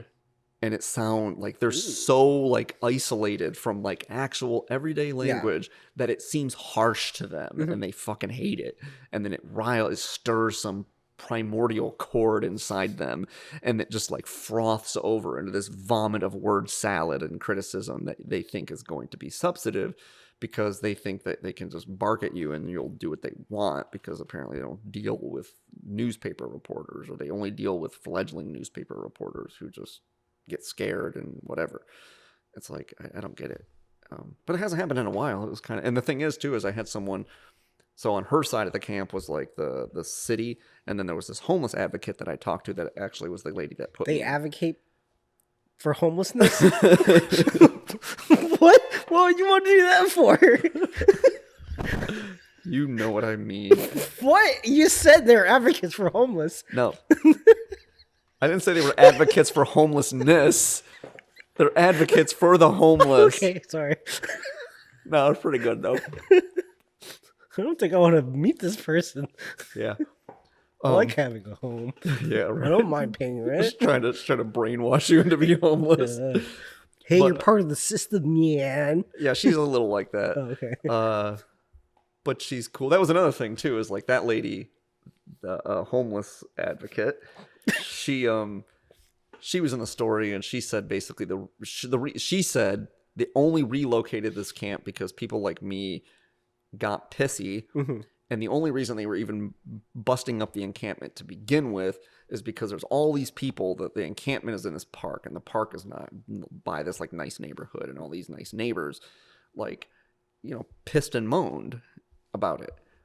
And she can't characterize them as slews of thin-skinned neighbors. Mm-hmm. And she was pretty even-handed when I confronted her. I was like, well, here's the thing is, I mean, do you really begrudge them? I mean, this is a government we're talking about, and elected officials, people who pay taxes and vote. Certainly, you can concede that they're going to get their way over a bunch of squatters. Yeah, you know what I mean. Like, I mean, these people pay taxes and vote. Like, are you really surprised that they're like listening to them more than they are like these drunken derelicts? And, like wrecking places, they're not supposed to be there, and they probably cause damage to the park. Right, And right. cause more like work for the people that work for the parks department. Yeah, but her attitude is that's just kind of like should be just baked into the cost of like what a city should provide, and that's not really an argument that I can counter with just saying no, it shouldn't. Right? No, man. Right. Yeah. We just fundamentally disagree that that's the role of a government. But she characterized them as like thin-skinned neighbors, and the lady was like, "Where are you getting that? Like that's you. Did you bother to fact check that at all?" I'm like, "I'm sorry, is that not clear that that's her opinion? That's her opinion." Mm-hmm. I think it screams pretty loud and clear that it's her opinion. And she's like, "But you didn't verify that." I'm like, "What's there to verify? This is about her perception of why you did something." Mm-hmm. And she's like, "Yeah, but you didn't like check into." I'm like, "There's really no way for me to verify that. I could get your opinion on the matter, and as a matter of fact, I did. I mean, I did not confront you with a direct question that said, did the city relocate them because of droves of thin-skinned neighbors?" Yeah. Because I thought that might seem a little confrontational. I simply asked you, why did the city relocate them? You said nothing of droves of thin-skinned neighbors complaining, so I just assumed you disagreed with this lady, which I think most people would. I don't need to like ask you directly, is that why, so that you can deny it. I just asked you, why did you relocate them? And you gave me your reason, which had nothing to do with this thing. It's not like I had you dead to rights on camera saying that you did it, or then I'm confronting you with it or some shit. But no, I had that lady, the homeless advocate too. She picked at me about it. It was like, "Oh, that's actually like, you could have done a better job of characterizing this person's like lived experience or whatever." And I was just like, "Oh, okay, so both people on both sides of the two main sources on both sides of this story are displeased. I did a good job." No joke. This is how you feel about it. Like, I did a good job. They both read it right when it came out, and they both immediately came to me with what they wanted, more of their voice in there. They wanted more of whatever their side of it was, which means you did an even-handed job. You pissed everybody off. I was like, everybody read it. Like, I love that article. Could you got other stories for you could write? Like, if it's a human interest feature or something like that, that's great. You want to hear that. But if it's like some divisive topic and one person's like, "I loved it," and the other person's like, "I hated it," you're like, "Ooh, too much of that side of the story," right? But if they're both pissed, then it's like, okay, they read it, obviously like cared enough to like contact you, and like, "Oh my God, why did you take their side?" Right, and they're talking about it, and it's like, okay, I did a good job. So, so that was a little bit of like amusement for drama work wise. So, but that story's behind me, and shit like that's taxing on me, man. Like it's like, especially when I'm doing all my other stuff, it's just coordinating interviews and like writing copy and getting on the deadline, coordinating with the editor, like listening to sources, like back and forth, and then like talking with the editor. It's like, oh, such a fucking ordeal. I've been working on this story for like a month or almost a month. It's just like, fuck. And it's like, it's like a couple $100 or whatever. It's like not really worth the money. Not worth the headache. Not really, but I like doing it. You know, it's the thing that I do. Yeah. Well, when you get the outcome like that, like both sides are pissed, you're like, yeah, okay, that's pretty good. Yeah. People read your stuff and you actually go like, oh, maybe somebody actually likes it. People read things, and it's funny too, because I'm so insulated from all of it. Like, so it published, and then my editor was like, she was like, does she just like, why would she think that people would perceive that? Like, I don't think that the city is coming off like some sort of villain here, do you? And I'm like, no, I don't think that. I understand their position. And she's like, yeah, and if you look at all the comments on the story and all of the things that people are tweeting about, none of it says that. None of it says that they think that the city is some sort of villain. And like, I'm just like I'm like, comments, tweets, like, well, that's a thing people do about my stories. Like, I fucking don't notice. Oh, really? So like, you've no idea like how like often, like if something like, when I went and got a copy of the story that I wrote that featured your buddy or whatever, your roommate, I guess, landlord, whatever, because I thought that like he might like to have a copy of it in print. Yeah. But generally speaking, I don't even necessarily read my stories after. Like, where do I get this shit? Yeah, I don't read them. I don't fucking like anything. I don't read the comments. I don't fucking. Hey, homeless guy, where do you get the Metro? The stuff you wipe your ass with when you're taking a shit. Stuff that keeps you warm at night. Yeah. Oh, I got that down the corner store. Yeah. Anyways, okay, we were talking about this topic. It's kind of like what grinds our gears, especially lately. There's been some moving around of stuff, remodeling, I guess you would say, West Coast and Ohlone. Yeah. And it's a common thing, no matter what cigar shop you go to. And I kind of figure the older you get, the more childlike you become. Change is scary. Mm-hmm. Change is dangerous. And just people just can't fucking handle it. Changerous. Yeah. Yeah. It's like we changed a couple things in the humidor. We took out that center aisle that was in the middle of the humidor. Island. And people just fucking freak out. Like, Yeah. whoa, where'd it go? So what do you mean where it goes? Not here. Yeah. Maybe if you look to your right, you can see it. Oh. Yeah. It's like, it's not like that we threw all the cigars out that were on it. Yeah. It's not like if there's less cigars now. And if anything, it looks a lot better in there. Yeah. Because it's like, basically that was kind of like, I think we both probably had talked to Chris about that. It's like, hey man, if we just like, because people would come in all the time and they'd be like, whoa, we're fucking running out fucking of shelves are so empty. And it's like, no, we just have way more fucking shelf space than any cigar shop you go into. Yeah. I was like, if you concentrate, now if you wanted to take issue with the things that are on the shelf, Sure. I could see that. Yeah. Like, there is not a high concentration of stuff that maybe someone like me would want to smoke. Mm-hmm. Maybe you could say you don't have the things I like, but you can't say we don't have cigars because all of this shit would fill up any cigar shop in the fucking Bay Area. Yeah. Like, easily. And it's that whole thing of like, you guys don't have anything here. It's like, yeah, we do. We got cigars over here, cigars over here. Well, you don't have the stuff I want. Oh, okay, that's a different complaint. Right. Saying you don't have any cigars, like, yeah, we have plenty of cigars. Yeah. It's not the stuff that you want. Yeah. I just, you don't have any food here. Yeah, we do. We have burgers and chicken sandwiches. It was like, well, I want pasta primavera. It's like, well, this is McDonald's, sir. It's not where you get that, right? Like, you go to fucking Olive Garden or whatever. Like, we don't sell that here. I don't know what to tell you. Yeah. But pasta primavera is good. Uh-huh. I agree. It's good. Great. Whatever pasta primavera is, I don't know. You just like fucking sure, agreed. It's good, but we don't have it. Make a selection from our McMenu. Yeah. Or fuck off. I don't know what to tell you. Well, how come you don't have any food here? It's like, I'm sorry, this is a cigar shop. Yeah. It's not Cost Food Plus. I know. It's like you get someone like that who's just like, you guys don't have fucking food, and like an Asian lady to give me a foot massage. But then like some people are like, hey, can I order DoorDash here? And you're like, oh yeah, they'll deliver here. They have trouble finding it. Like, fuck, that's awesome. Yeah. Do you guys sell liquor? You guys don't sell liquor here? No. Hey, can we bring our own beer in? Yeah, just try to clean up after yourselves. This place is awesome. Yeah. It's like, fucking make your mind up, people. I don't know what you like. Yeah, I don't know. Some people just ask for way too much. It's like you've been here before. Mm-hmm. Like, it's not a mystery we don't have certain things. Like, Sure. And again, you could take issue with the things that are there. Do you go to like a fucking shoe store and ask like, how come you don't have any cigars here? It'd be a lot better if you had cigars here. You know that. Mm-hmm. No, we just sell shoes here. You know what you guys should do on the podcast? Yeah.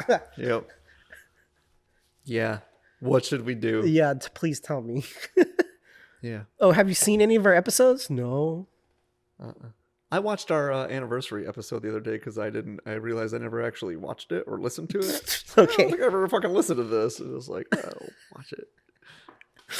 So my buddy tried to push on, like, he watches the podcast. It's like, just look it up on YouTube. I was like messing around with this kid. He's like, yeah, I'm a YouTube star. You check me out on YouTube.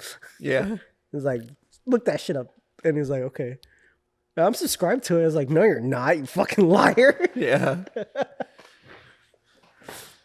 But yeah. It's well-meaning. You want to be supportive. Yeah.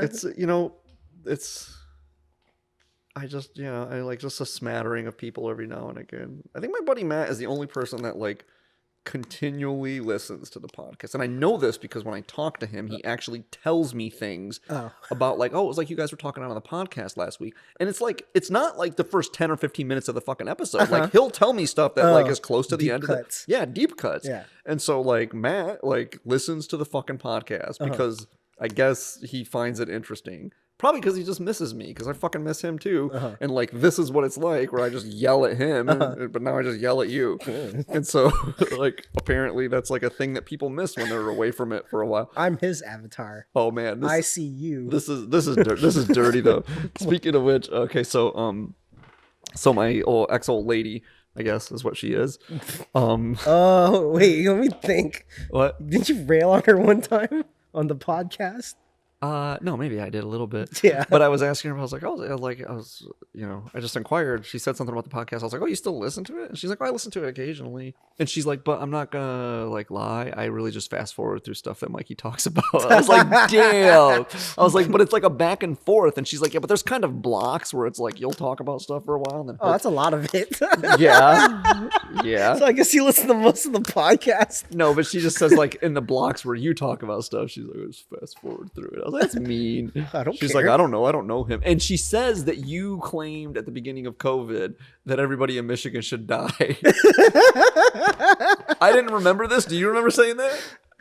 Oh, because they're fucking just like, they're fucking psychos. We're not going to fucking wear a mask. You can't keep us in here. We need haircuts. I'm like, all right, you guys don't deserve this shit, bro. Yeah, but she was like, whatever, fuck him. He said everybody in Michigan should die, and I live in Michigan. I was like, okay. Seems like you're taking that a little personal, but whatever. Maybe shit. Well, you're going to die someday, so. Well, we all are. I'm eventually going to be right. Yeah. Well, not if... You won't be right if you die before her. Yeah, but she's going to die, though. So I am right. Yeah, but you can't be right if you die before her because you won't exist anymore. Yeah. So you can't be... You can have been right. Your statement in the past is true now, Yeah. but you're not right. Well, because guess what, you're... lady from Michigan? If you had a podcast, I would never listen to it. Oh, damn. So... Suck on that. Her name is Stacy Marker. Actually, her name is not Stacy Marker. That's just what I call her. Nice cover up there, buddy. No, it's well. Her name used to be Stacy Marker. Oh, She's okay. married now. Oh, and- okay. But I just like don't call her that. I don't call her by her married name because I just like I'm That's gonna, like a government name. just Why'd you take his name? I'm just gonna You could've just said, just gonna don't take your name. just gonna pretend like that's not your name. Uh-huh. You know, some people are first and last name people. You know, you don't know anybody like that. That's like, my buddy Matt used to be roommates with this guy Andy Clark, and you just always call him Andy Clark. Andy Clark, like Yeah. it's his first and last name. Or my old buddy Rob's. Joe Rogan. Yeah, my old buddy Rob's ex-girlfriend is Amanda Knight. And like everybody just call her Amanda Knight. Yeah. Like she started going by Mandy at a certain point, which I really hated. I still just call her Amanda Knight because it just rolls off the tongue nice. Amanda Knight, you know, like it's. Well, it's no Debo. That's It's pretty the cool. name. Devo's a fucking dope nickname. Devo. That's a nickname though. But like I know. some people are first and last name people. Yeah, some people call me by first and last name. It's like because there's multiple mics, so they have to do that. They don't like saying my last name for some reason. I don't know why. Do your like snowboarding friends and your friends from back in the day? Do they call you Mike or they call you Mikey too? Mikey Burr. They call you Mikey Burr. Yeah. Okay. Yeah. Just curious We if got all like nicknames. if like a different cell of people also arrived at the fact that you should be called Mikey. Like I said, no one, unless it's Mikey Burr, no one calls me Mikey. But they at least arrived at like Mikey Uh, because Mikey Burr is like yeah, but they never say Mikey. no. I'm just curious if It's a first and last name thing. yeah, I got it. Yeah. Well, it's not your last name. I know. It's my nickname, though. Yeah, it's your nickname. Yeah. You can't break up the nickname. That's the whole nickname. But Mikey is a component of it. It's not Mike Burr. It's Mikey Burr because Yeah. it rolls off but the it's tongue like better. Debo. It's like D, or Bo. No. Right? gotta You say- can't break it up.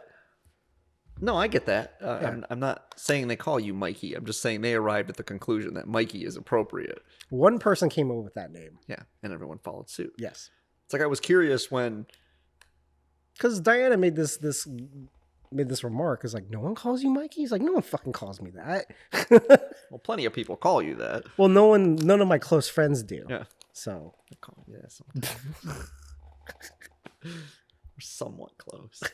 Or, people that have known me for 15, 20 years. I have been making a concerted effort to call you Mike. And then, then some people tease me about it. You call him Mike. It sounds weird. That's his name. That's what he prefers. Yeah. I'm just going to call him that. But yeah, it's... Get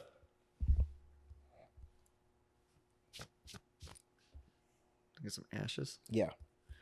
No, it was like when I moved over to Ohlone. People over there call me Dave now too. I don't know why. I don't know how. They've never heard anyone call me Dave. Yeah, same thing. Probably someone just like, hey, this is Dave. Yeah, they just call me Dave. I'm like, how did that become a thing? I didn't. The same thing with Chris Davis. His dad always introduced him as Christopher Davis. Christopher. He always calls him Christopher. Yeah. But everyone's like, oh, Chris. Call him Chris. Well, but to be fair, Chris introduces himself as Chris. I introduce myself as David, and you introduce yourself as Mike when people don't know you. But again, this is like I started calling you Mikey because I just became aware of who you were before you introduced yourself. I just knew who you were. And everyone else just called you Mikey, and so I was giving like, "What the fuck you call me that?" And so it wasn't until like every time it shows up, like I've never met this person. Hey, Mikey, and we turn around, like, look at him, like, "That's all right." What? Yeah, I don't like Dave. I don't. People call me that. I just call you Dave because you call me Mikey. I'm like, I'm just calling you Dave. No, that's tongue in cheek. But yeah, I mean, yeah, some people call me Dave. More people call me Dave than call me David, actually. Like, everybody in my family calls me Dave. Oh, really? Yeah. Huh. Even your ma? My mom. Your pa? My ma will call me Davin. Okay. Davin. Is there a reason? Well, there's a reason for everything. I will illuminate the reason for you. So, when I was younger than I am now. But my mom had this boyfriend who I'll just tell you his name and you will know what kind of person he is. Oh, okay. His name was Del Van Bruggen. Ooh. Yep. So if you're picturing a guy with a foam front, snap-on trucker cap, a sleeveless Leonard Skinner shirt, and a Camaro, you're not off base. Okay. So he had some kids, and his kids were just as fucking wretched as he was. And so they were just like these brood of just like somewhat inbred, fucking brain dead, whatever, fucking troglodytes. And they couldn't talk properly because that's not a priority in his world. And this is by my standards of my family. And so they just call me Davin. They just call me Davin. Hey, where's Davin at? And my mom just apparently thought it was cute, out of the mouth of babes and all that. And so she just started calling me that. This was like 30 years ago. Or like it's like 20 years ago. But 25 years ago. Yeah. To carried onward. So that's just what she calls me. Okay. I don't know. It's like she's the only one that calls me that. So, little inside joke. Cool. Got any stories? I do. What kind of I stories do. you got? Bring it up. Let me whip this out. Hang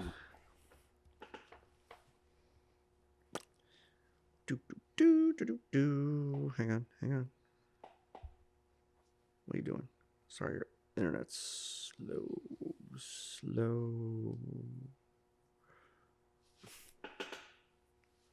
Man has kept Richard Nixon's half-eaten sandwich for 60 years. Oh, nice. An Illinois man celebrated an unusual milestone Tuesday. This was late last year. 60 years holding on to an old sandwich that former President Nixon once chowed down on. It's a double preposition-ended sentence. Nice. Steve Jenny from the small town of Sullivan was a 14-year-old Boy Scout when the then Vice President made campaign stop to Jenny's hometown on September 22, 1960. Ahead of a speech at Wyman Park, Nixon was served a barbecue buffalo sandwich on a paper plate during a cookout. When he was finished, Jenny snatched up the leftovers. He took a couple of bites and commented on how tasty it was, how good it was. Jen said it was a Boy Scout troop and asked to serve an honor guard at Nixon during the cookout. Told the Herald Review.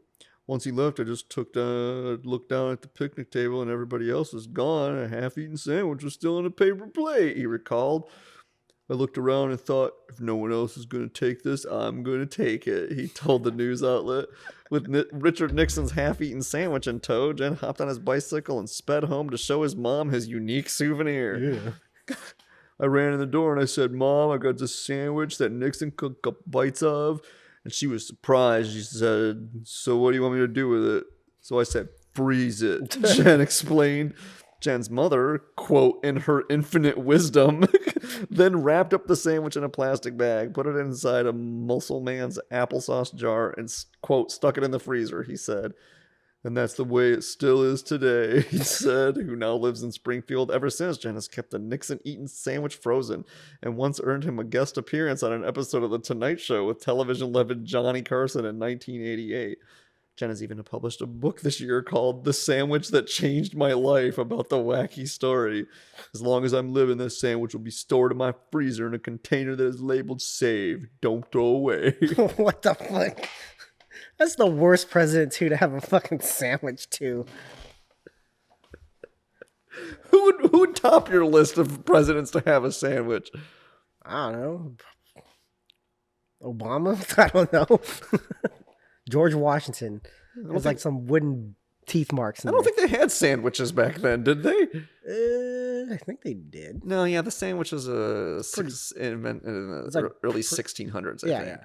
So, yeah. Earl Sandwich. Earl of Sandwich. Yes. Yeah. Yes. He's a British guy. Mm-hmm. But yeah, so I thought that was fucking super amusing. And just the fucking quotes and the seriousness with what the author takes. I couldn't help but be making all kinds of like fucking sandwich puns about the story if I were writing it. But yeah. Oh, fucking, I don't know. That was... I don't know if we're going to be stepping on your toes for this on this story. Okay. But did you hear that Bill Burr?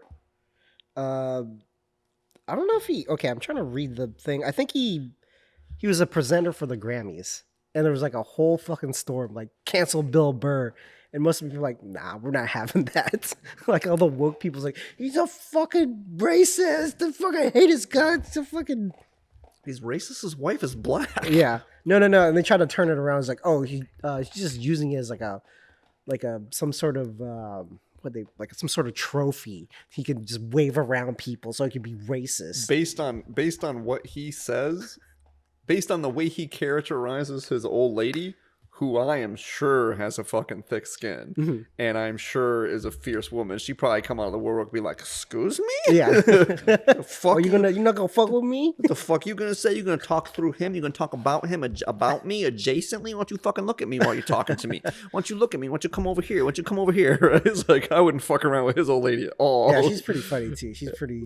Yeah, if you ever listen to the podcast when she's on there, I've heard her on the podcast a couple times, but like just in general, like if she puts up with that level of fucking mania, oh yeah, like she's probably got to be pretty fucking thick skin. Yeah, thick skin too. Yeah. And like people were just like, oh, he's so mean. I guess an opening act had like a piano solo, and Bill Burr's like, can you believe that? It was like trash or something like that. And who thought that was a fucking good idea? He didn't say something horrible like when they asked Roseanne Barr to sing the national anthem. Like, what the fuck did you think you were gonna get? Oh yeah. And it's like there was one. It was like tropical Latin something. It's like, yeah, have the cis white guy talk about this stuff, this fucking Latino thing or whatever. And I was like, all right, you obviously don't know who Bill Burr is. Yeah. He's not going to be like PC about it. He's just going to say what he thinks. It's like I almost swear he's just flirting with just like the whole thing when he was on Conan about like due process. And he's like, seriously, guys, just me? That's the things I miss from my childhood: due process and hitting your kids. Yeah. Apparently, you can't do those things anymore. And yeah. Listen to how quiet it is in here right now. Jesus Christ. You can't cancel that guy. Like, there's just fucking him and Dave Chappelle are just uncancelable. Like, you will never be able to cancel them. They're too powerful. No, you already know what he is. Yeah. It's not a surprise. It's like, yeah. It's like, I don't. Yeah. He has like a track record of like he has like couple like specials out. What do you? It's not a surprise to anybody. Yeah, a couple. He's got like a fucking. And he's not fucking mean spirited about anything. He's just saying he has like a different take on things. Yeah, I just. And guess what? They're jokes. Mm-hmm. Maybe he doesn't mean what he says sometimes. Ever think about that stupid? Yeah. Yeah. Well, that's part of where humor lies, right? Is he often doesn't mean it to the he means it a little bit, but like doesn't usually mean it to the degree to which he says it, right? That's what makes it funny. It's that's why it's called an act. Right. That Louis C.K. bit where he's talking about the sometimes or of course but maybe, that bit. Mm-hmm. Like there's a lot of truth in that like bit, even though it's hyperbolic. Mm-hmm. That's why it's funny. He's talking about like, you know, peanut allergies, and then he just kind of slowly escalates like from that to like, you know, the military to like slavery or whatever. Mm-hmm. It's like, yeah, it's like, you know, maybe of course like the military are great heroes, but maybe it's just not so fucking weird that if you're like shooting at people that they're shooting back at you and you might get fucking hurt, right? Like it's maybe that's the case. It's like, yeah. So it's like, yeah, that's I think part of it is that I think in order to be woke, irony has to be lost on you. And this is why humor is lost on them, because so the best humor relies on a strong sense of irony. And if you don't have a strong sense of irony, then you just don't get certain things. And it's like, so they're just like, they don't like, oh my God. You can be too stupid to appreciate magic. Like a magician. Yeah. An illusionist. If you're too stupid, you're not going to get, yeah, that is all possible, right? Just say it is. Yeah. And like close-up magic, it's like the smarter you are, actually, the more awesome it is. Yeah. Like that's why I love. People are always like, "You like magic?" I'm like, "Fuck yeah, I love close-up magic." Like not stage magic so much. Stage magic is just like, you know, smoke and mirrors. Let me stand next to this thing while someone takes it away. Yes, it's smoke and mirrors mostly, and for the most part, it's pretty easy to figure out kind of how to do it. I mean, it's still fun to watch, but it's not nearly as cool as like right up in your face, like close-up magic. Yeah. Like that's awe-inspiring. It's like, whoa, it's fucking super cool. Mm-hmm. But yeah. Next story. Mm-hmm. Yeah. So, no, you didn't step on my dick with that story, by the way. Indian man stabbed to death by rooster after attaching knife for illegal cockfight. I thought that headline I would get you. It's the rogue cock. He's like, gah, gah. This is from last month. Well, late last month. An Indian man was stabbed to death by his own rooster after he attached a 3-inch knife to its leg for an illegal cockfight, police said Sunday. Mm-hmm. I'm going to fuck this guy's name up. Thangula Satish, 45, was stabbed in the groin last week when the bird he had just armed for the fight fluttered in panic, according to police. Satish was hit by the rooster's knife in his groin and started bleeding heavily, Police Inspector B. Jeevan said Sunday, revealing that the victim died on his way to the local hospital. I'm sure they tried real hard to save that asswipe. Yeah. Police are now looking for over a dozen other people involved in organizing the deadly cockfight, warning that they could face up to 2 years in prison if found guilty. That doesn't seem like long enough. The rooster survived, with photos of it tied with a rope and pecking on grains at the police station. Went viral locally on social media. We may need to produce it before the court, Jeevan said. In the fights banned in India in 1960, 2 birds with a knife or blade attached fight until one dies or flees. Despite the nationwide ban, they remain common in South Indian states of Telangana. Big money bets, blah, blah, blah. I wonder why they keep on calling it a knife. It's not a knife. It's a blade. That's not a knife. That's not a knife. Yeah, that's a good point, right? Yeah. I mean, they keep saying knife. Yeah, it's not a knife. Well, but it's a blade, because a knife would imply it has a handle. Well, right? Nothing in here says that it doesn't have a handle. No, but that's not what you use for cockfights. I don't know, man. I don't get down on cockfights like that. Yeah, it's exciting. You're like, man, I'm from the Philippines. I fucking know that. Known for that. Yeah. This story was kind of cool too. Dogs are mysteriously turning blue and pink in Russian city. Oh. Pack of dogs in Bunch eastern of pinkos. Yeah, a pack of dogs in eastern Russia are inexplicably turning up pink and blue. The bizarre phenomenon has occurred in and around the town of Dziersksinsk. Dziersksinsk? I can't say it. About 242 miles east of Moscow, near the abandoned chemical plant that once manufactured highly toxic hydrocyanic acid, which is also a core ingredient and once commonly used to produce, quote, Prussian blue dye. Experts believe this detail may help explain why some pups are now blue through and through, including their excrement, according to vets. There's some pictures, too, of the fucking blue. I mean, they're like blue. Uh-huh.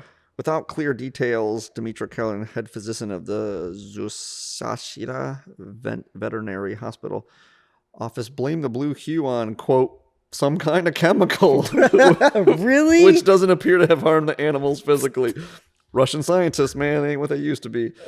Meanwhile, examiners from the Russian Name Institute of Chemical at backwards R, right side R. At the squiggly line. Yep. As well, you know, I can read Russian. If it were in Russian, I'd probably be able to read it easier. As well as the Committee for State Veterinary Surveillance found no signs of irritating chemical burns, which result from the blood and stool test did not reveal significant toxicity in the dogs. The blue dogs reportedly remain under close observation for about 20 days. Meanwhile, no announcements have been made to specifically address pooches that are turning up pink, according to some news agency. However, some are calling for an investigation of a chemical dump in another area of the place that I couldn't say earlier, where 300,000 tons of toxic waste was unloaded after the Cold War.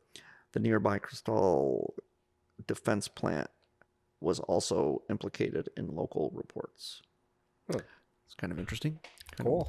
The funny thing is, too, is it's like, the funny thing I think about that story is that, like, it's couched as like, look at this quirky thing about dog, but it's like, if you read between the lines, it's like, no, there's there's some fucked up shit. Some serious problem here that like probably should be fucking investigated. No, chemical spillage, but it's just like, no,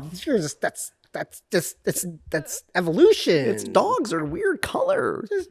Dogs have different colors all the time. Blue shit, apparently. Yeah, why not? But they probably like it. Yeah. Ever thought about that? Huh? I don't think much about dogs. You ever think about that? Maybe they like it. They like being not a blue. bad thing. Not a bad thing if they like it. What would make me kind of the weird thing about it is, so this is in Russia, and most of the pictures they showed of the dogs are in the fucking snow, and they're like fucking bright blue and pink, but it doesn't seem to have culled their numbers, because if you're bright pink, it seems like you'd stand out a lot more. Well, are these feral dogs, or are they? I assume they're feral dogs. Oh, okay, because it doesn't say in the article, does it? Well, the presumption would be they're not saying that, like, they're not saying domesticated dogs turned. They're like suggesting that now this is just like a byproduct. Like when they're born as puppies, they just come out with fucking blue fur, like in pink fur. There's some sort of, but like the troubling thing is that apparently like there's a tide swell of like feral dogs that don't have any predators, because if they did and they were bright pink, those predators would be able to find them easier and kill them off. Yeah. But that's not the case. They're noting a greater preponderance of them. That's a troubling story. It's like, oh, there's like a ton of fucking feral dogs, and like that's nothing normal in Russia, and nothing eats them. So they just reproduce rampantly in some weird chemical area, or radioactive dogs. No. That was never in the article. I don't know why you're implying that. That's true. Yeah, they're not radioactive, but like still, it's kind of fucked up and weird and quaint at the same time. You know, whatever. Right. But here's some more stuff that people can fast forward to. I have some fact about Lake Tahoe. Some more shit. Yeah, you're just gonna fast forward it anyway. So. Just this one gal. No, who I'm just saying, apparently we could talk about Lake Tahoe. I could talk more shit about Michigan, which I don't know anything about. talk some shit though. Just like make I some don't shit know up. anything about Makes- Michigan. Michigan has a bunch of lakes. What you think about that? It's not as good as Lake Tahoe. You know why? Lake Tahoe is deep enough to cover the entire Empire State Building. So Yeah, it's not that deep, really. that's pretty deep. Lake Tahoe is about 1,645 feet deep. Is it the deepest lake in the country? It's one of the deepest lakes. Where is the deepest lake? I don't know. Thinking probably Lake Superior if I had to guess. This is named because of the little weenie lake. Where is that, I wonder? Canada. He said. Actually, lakes are not part of, because they're water. Whoa. So, they're... But Lake Tahoe is in California No, it's not. and Nevada. California is around Lake Tahoe, but Lake Tahoe is not part of California. It's not ruled over by the California government. It's ruled over by Poseidon. Whoa. But it's not in the ocean, though. It doesn't matter, bro. Whoa. All water's connected, The lake could cover the entire state of California in water. How much water? There's approximately 36.12 cubic miles of water in Lake Tahoe, or approximately 29 trillion gallons. That's enough to cover a flat area the size of California with 14 inches of water. 14 inches of water. Mm-hmm. Like if it had barriers around it. And Yeah, the water it'd could be like a actually get pool that's flat in the size of California. It'd be 14 inches deep. We should do that. And then just raise the water level up. The water is almost pure as drinking water. It's 99.994 pure water. That is pure as drinking water. Yeah. Oh, commercially distilled water is 99.998% pure. So close enough. Nah. It's, To me, it's 0.004 dirtier. Yeah, but I think that's just a fundamental, coddling of what you consider drinking water. If you came across, you would drink that fucking water if, period. That water's clean enough to drink. If I gave it to you in a bottle, you could and would drink. It's probably cleaner than your fucking tap water is. Sure. And, it's snow water. When compared to, distilled water, which is, the purest form of water you can get. Yeah. Yeah, it's not, but, But drinking water, if you were in the wilderness, that'd be the mother load, right? yeah. It'd be like, fuck yeah, this is clean water. It's a lot of it too. Yeah, it's a lot of it too. I can bathe in this. I could fucking drink it. I could just freeze it into ice, make popsicles and shit. Yeah, it's not like Lake Superior, which is filled with piss and shit and probably smells and they probably dump chemicals in there, right? Oh yeah, all those paper mills. Fuck yeah, dude. Is there a ton of paper mills up there? In Michigan? Yeah, I don't know. I don't know anything about Michigan. Oh yeah, it's the Rust Belt, dude. Oh, there's all kinds of paper mills there. Ooh. All kinds of other sawmills and paper mills and where do you think that shit comes from? I don't know. You fucking eat on paper plates and paper towels. Where do you think they fucking make that shit? They make it in the Midwest, dude. That's right. We fly over that shit, bro. I don't know. I was like, hey, what are they doing over there? Yeah. That's where that shit comes from. You You poison our environment so you can live comfortably out here in California. Yep. We can drink out of that lake, bro. Lake Tahoe is in two places at once. That's not possible, actually. Yeah, it is. That sounds impossible, right? It is impossible. Nope. Approximately 2/3 of the lake is in California and 1/3 in Nevada. We think that's pretty cool. Well, that's not being in two places at once. That's covering It's two located areas. in the middle of it. Yeah, it's just covering two areas. Yeah. Yeah, Lake Tahoe's pretty cool. Keep Tahoe blue. Does that mean democratic? Or No, does just keep it clear. Keep it clear. Yeah. Of what? That was not me, I promise.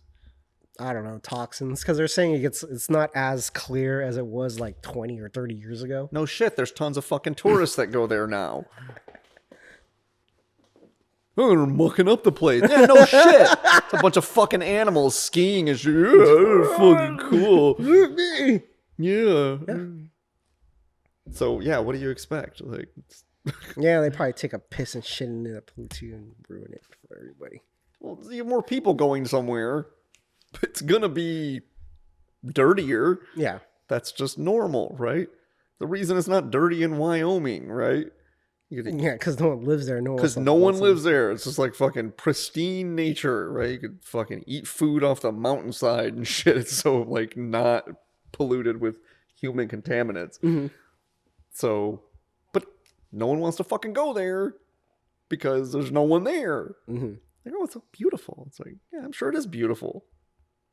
Yeah, it's like watching episodes of like nature shows in Alaska. I was like, oh, it looks really awesome, but I'm not willing to travel over there to look at it. Yeah, apparently it's super boring in Alaska. I knew some people that lived there for a while, and it's like super boring. Yeah, I wouldn't want to live there. Yeah. The government gives you money every year.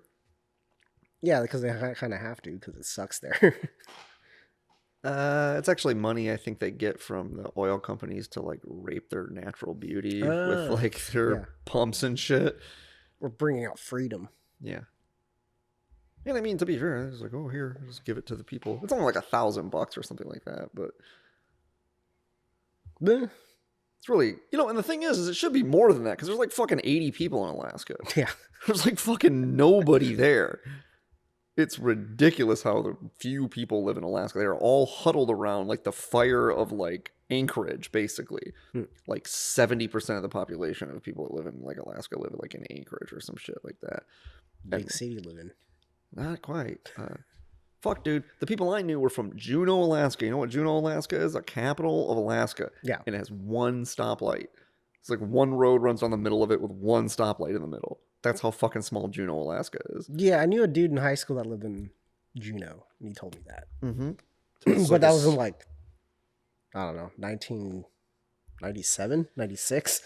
This is probably like 2005 or 6, probably, Okay. I would have to guess. So, yeah, super small. So it's like not a lot of people. And everything's people don't tell you this. It's basically like living 10 years in the past. Because in the mid-2000s, like having lines shaved into your head and like tight rolled pants, stonewashed jeans and shit was like still popular. Yeah. And also shit's super expensive because everything has to be fucking imported basically. Yeah. So it's like the things that you would need that would just be normal like staples of living. Mm-hmm. I mean, it's probably changed quite a bit from like Amazon now because knowing Amazon, they probably just like stuck a fucking like Amazon shipment center like right in the middle of Alaska. Yeah. And it just services Alaska and only Alaska.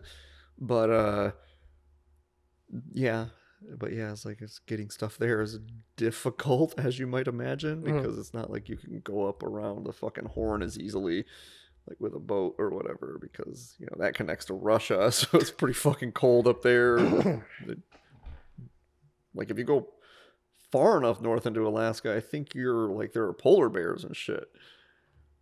Yes. Yeah. Yeah. North Pole, right? That's polar bears. No, wait. I don't think anything lives up there. Isn't it all in Antarctica? Like the penguins and shit? Oh, polar bears? Bears are South Pole? I don't know. I don't remember. I thought polar bears were North Pole. Polar bears are North Pole because they're always like associated with Santa and he lives at the North Pole, right? I guess. I don't know. I don't know. I think it's the North Pole. Well, I guess they have... Do they have... Because like by they do. Yeah, they have... Yeah, in Alaska. Aren't they afraid of like polar bears eating people and shit? Yeah, there's polar because it's Arctic. That's Arctic, not Antarctic. Yeah. Antarctic is south. The Arctic Circle is up near Alaska. So if you go far enough up in Alaska near the Arctic Circle, there are polar bears and shit up there. Okay. But yeah, I don't think they have like polar bears like in like the civilized areas, but they do have bears like. Well, they have grizzly bears, yeah, brown bears, black bears. Well, yeah. I don't know about black bears. Not black bears, no, brown bears. Grizzly bears. Yeah. And not like grizzly bears like we have here down in the main continent either. They're fucking the big guys. They're big guys. Yeah. There's a lot of fish up there. So they fucking really, really well fed. Yeah. It's like eat fucking fish and like caribou and shit. You know? Take down a moose. Yeah. Fucking ludicrously just prehistoric fucking animals up there. It's like Jesus. All right. Got any recommendations for this week? Anything you've been watching you'd like to recommend? Music? I got through What We Do in the Shadows. Nice. And it's definitely worth a watch for anybody that likes zany humor. Mm-hmm. If you're a fan of the movie, you'll most likely like. Yeah, it's that same tone. Mm-hmm. extends that world out a little bit. But we were talking about some of the flaws in the world the other day when you came into work. And Yeah, kind some of like, the law, like how does it work with familiars? yeah, Like the laws of being a vampire. yeah. They have laws. Because it raises a lot of questions, Yeah. like where they don't really address a lot of them. But there's some cool stuff in there, like some cool cameos. Pee Wee Herman makes an appearance reprising what I assume is his role from Buffy the Vampire Slayer because he looks the same. And Wesley Snipes and Daywalker. who else was there? There's Evan Rachel Wood, but Yeah. I don't think she's ever been a vampire. But she's just kind of like a real life vampire, so that's Yeah. kind of like her thing. Mm-hmm. Which whatever, anything she's in, like I'm into. She's like A baby that's a vampire. Because that's a thing in a lot of stuff. Yeah, Like, but they took it like what kind of monster would just make a baby into a vampire? well, because usually it's kids. Yeah, it's they'll fucking be like baby, 7 or 8. It's like a fucking baby, it's like an infant. That would suck so bad. Like you're a little tiny baby, and then someone turns you immortal at that age. Yeah, but like, do you continue to develop intellectually? It's what I wondered. I would think so. Yeah. Yeah, that would kind of suck if you're just a forever baby. You're just like stupid and just fucking shit your pants all the time, and you're like 100 years old. Well, why would you shit your pants though? You don't eat food. Oh yeah, that's right. You're a baby, but a vampire baby. Yeah, so you don't eat food, Yeah. so you wouldn't have to poop. Well, they have to get the waste out of unless does all the blood just absorb into their body and they don't excrement anything. They use it. Yeah, it's like pure energy, at least from what I understand from the. Well, because you gotta think about it too. Because like when you poop, right? It's the reason why your poo is brown is because it's dead red blood cells that's coming out of your body, being cycled out of your body. So all that stuff has to do something. Well, I think that like the implication is, like I said, from what I understand from playing role-playing games where vampires are prominently featured, reading books about vampires and other stuff, that I think that it's like part of the undead like gift is that like blood fuels your existence. Mm-hmm. So they're almost like calories to you, not in the way that you would think of like, so they consume it existing, and that's why they need to feed, because then they get hungry like you and I get hungry for food, so they need more blood. And because it like fuels, it's like when you see like a vampire in a movie that like it's not implied that if you don't feed that you just die, but they kind of just turn into dried up husks, Yeah. right? Because they can't function anymore. They can't, But it wouldn't kill them though, right? Or just hunger. I think after a certain point, like, once you reach a certain age, a lot of the times in the mythos is like what happens is you don't need blood anymore. But yeah, I think you could die, like conceivably. But yeah, it's more like we would think of calories. Like they just burn up that blood that's in their body to do vampire shit, like walk around. But then like, at least in the role-playing games, usually it's like when you do some like distinct vampire shit. Yeah. When you climb up a wall, or you run at super speed, or lift something, or like hypnotize somebody, like that burns up more of your blood. So it's like you have to feed more if you are using all your vampire shit all the time. Yeah. So yeah, they can't eat food, and so like they wouldn't shit or piss or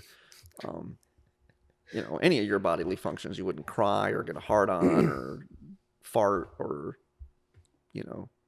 have saliva in your mouth or earwax or any of that shit. It was just as a byproduct of being alive. Yeah. Plus, if you like got turned as an infant or a baby, like in what we do in the shadows, you wouldn't need that much blood, right? Because the reason why babies eat so much is because they're growing, right? Yeah. You need more building blocks to build shit in your body. But if you're permanently this fucking size, how much do you need to eat, really? That's a good point. Yeah. But yeah, there's some like cool stuff, like in, like I said, that role-playing game I used to play, Vampire the Masquerade. They give you like a lot of like reasons, and like they kind of explain the way in which a vampire functions. Like for instance, like most people know in the mythos of vampires, sunlight kills vampires, but fire will also kill them too. And fire is detrimental to vampires, but they actually explain this in the game which is that like, okay, so just imagine your body, your endocrine system stopped working. You would no longer have like all the natural oils and secretions that you would have, and your skin would kind of just like dry up almost like paper, like because you wouldn't have those natural like oils and stuff. And so if your skin were super super dry like that, like the slightest like flame of fire could like send you a kindle, like, and so that's why vampires are super afraid of fire, because they're actually physiologically super flammable, you know, and they don't have. You know, like you have all your organs and everything, and all those organs have like liquids and all that. But like everything on the inside of a vampire is just shut down and all dried up. And so it's like they're basically just like walking kindling. So it's like, yeah, they stay the hell away from fire at all costs because it'll just ignite them. Yeah. So stuff like that is just kind of interesting. Like, or like how, you know, like they don't, like any time they would have a bodily fluid, they just have blood because that's all that's in their body. It's not everything that you have for a bodily fluid is based on water because you consume water. So your saliva is water and your tears are water and your urine is water. But like for a vampire, that's all blood. So it's like you see it sometimes in movies where they cry and they cry blood. Yeah. Because it's like, yeah, because like what else? They don't have any other fluid in their body. Yeah. Like what are they going to do? Like, so yeah, I don't know. Oh. Kind of, but yeah, that's probably you know, something that I've been hip to. I've also remember the other night when we went into the 7-Eleven last week, and I just grabbed that whole fucking box of Tijuana Mamas. Another one? I finally like got on the last one. I was like, oh man, I'm almost out of them. And then I went in, they had another box. I was like, I'm just grabbing this other box of them. How many? This is all of them, man. So Tijuana Mamas, if people like pickled sausages, which apparently nobody but me and my uncle fucking likes spicy pickled sausage, which I just think is absolutely delicious for whatever reason, and no one likes it but me and my uncle. But it's so fucking my good. friend bought them accidentally when we were on the snowboarding trip, and he was like, what the fuck is this? Oh, it's fucking pickled sausage. What did he think it was? He thought it was just like a beef stick. Oh man, you didn't save him? You'd be like, my buddy David will eat Like, those. he ate half of it. It's like he chewed up, like he just took a big bite out of it. Like, ugh. Threw the rest away. He hated it. Yeah. I love it. It's like one of my favorite fucking things, man. I just eat the fuck out of them. I gotta be careful. It's like, if I eat more than like a couple of them, I was like, I get the hot snakes. Like, oh no. It's brewing. Yeah, it is. It brews. What about you? Any Rex? There's a new season of Meat Eater on Netflix. I talked about it on the show before. And it's good. And it's not as I think there's only 4 or 5 episodes for this season. But so far it's good. I liked it. I always enjoyed that show. I don't remember you talking about this show. Oh, because you were like questioning, like, you would watch a hunting show? That's fucking weird. It was like, and I basically, for the people that haven't listened to that podcast, I kind of explained it as what Steve Rinella is doing to like hunting and the hunting culture around America. I kind of feel like that's what kind of Anthony Bourdain did for like travel and cooking. Yeah, that's a really. I remember you drawing that analogy before. Yeah, I remember thinking it was a weird analogy too. I was like, that's a weird. Well, it's just kind of like eye opening because my family doesn't do any hunting. Like I wouldn't be, I'm not opposed to it. I'd probably go on a hunt if somebody invited me. But it's just kind of interesting to see like someone that hunts is into conservation, really into like animals, just like. And the history of like mountain men and all that cool shit. They're kind of really tied into that kind of hunting culture and frontiersman stuff. Oh, see, this is kind of, I never realized that maybe this was like a gap. But like, so this is all like eye-opening to you because like people in Michigan hunt like fucking crazy. Like, yeah, because the hunting culture around California, especially the Bay Area, is non-existent. Oh, okay. Because like I didn't really...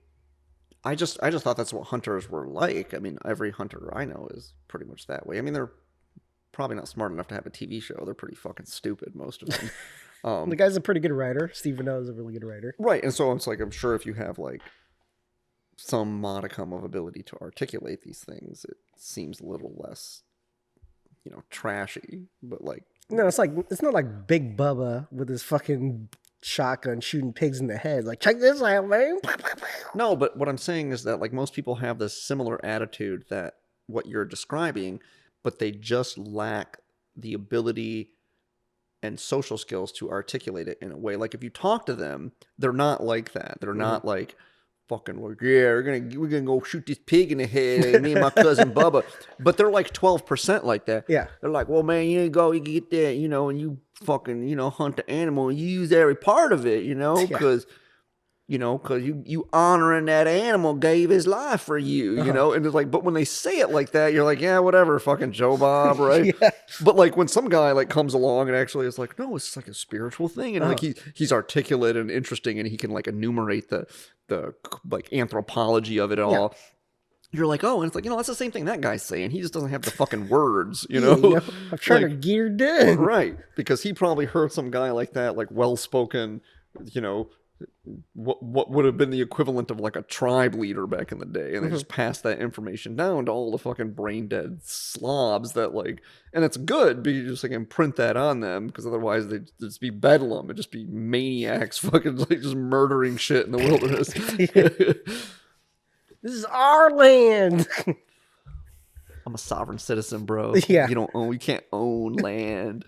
Oh, okay. You can't because you're a penniless hippie. Yeah. It's our land. Yeah. Meanwhile, the Native Americans are like, actually. What? We had it. No, you shut up. No, you don't have a concept of what it means to have something. So this can't be your land because correct me if I'm wrong, but you don't believe that someone can own the land, correct? Yes, that is what we believe that it's right. Okay, so I claim it, so it's mine. That's how it works. You don't think that's a thing, right? People shouldn't own pets. So this dog that follows you around is not your pet. So I can just take him with me, say he's my pet, and you're not going to do anything. I didn't steal from you because you didn't own that thing. Yeah. Because you don't believe you can. Yeah. Well, I'm going to kick you off that thing and put you somewhere else. And guess what? We're going to beat the shit out of you if you don't. Beat you up, give you smallpox, syphilis. Here, have this blanket. Yeah. Good luck. What's fucked up about the whole situation is how do we get from like the stupidity of like the overly chivalrous way that the Brits have some concept of honor in fights, right? They have some concept of like, no, you don't, like guerrilla warfare is unfair. You stand in a line with white X's on your chest and red coats and you fire in a straight line. And we were like, yeah, that seems pretty fucking stupid. And we're probably going to get our asses kicked if we do that. So we're going to not do that. Yeah. But surely some custom of like the like fighting fair. Like we were like, yeah, fuck the Indians, man. Let's get them off the land. And then they started killing a bunch of us with like their primitive tools. And we're like, whoa, these guys can fucking fight. Yeah. Holy shit. We'll just give them smallpox and syphilis and like fucking rape all their women and shit. Burn their villages to the ground and sour their water sources so they can't like hurt us. It's like, that doesn't really seem like a fight so much as like, like just like not really fair warfare. It's like chemical warfare. Yeah, they're just biological warfare. Yeah, it's like that's not cool. Yeah. Like, so you just like it'd be like if I got into a boxing ring with a guy and I was like, I'm gonna fuck this dude up, and then he started punching the shit out of me, and I just walked over and got like a chair and beat the shit out of him, like in a WWE match or something. Like, oh, I'm just gonna I'll shoot him. Yeah, like it's like a scene at Indiana Jones with the guy with the flipping swords. Like, I'm gonna get you, bro. Yeah. Yep. Yeah, but the difference there is there's no semblance of like it being like rules of engagement there. That's why that scene is so funny, right? Is that we're just like, yeah, that's just how you deal with something when like fuck rules of engagement when my life is on the line. Yeah. But that's not what we were talking about. It's just like they didn't start killing us until we started taking their shit and killing them. Yeah, it's not like they came after us. They're like, hey, man, we'll fuck you up. It was like, no, like, you came into my house and started wrecking my shit. Yeah. And then to fuck you up. Right. And then I hit you with something and you pulled out a machine gun and mowed me down. Yeah. This doesn't seem fair. Well, I guess it's kind of the point of like, they're kind of outnumbered in a strange place. So they have to take most of the advantage they can. It was like, we got some secret stuff in our body. We can give it to them. But were they outnumbered? I mean, the fucking colonists, man, like when they got here. Well, it depends on how early you look back. Like if the Pilgrims came in and the Indians really want to fuck them up, they could have. Yeah, But they but kind of did at some point.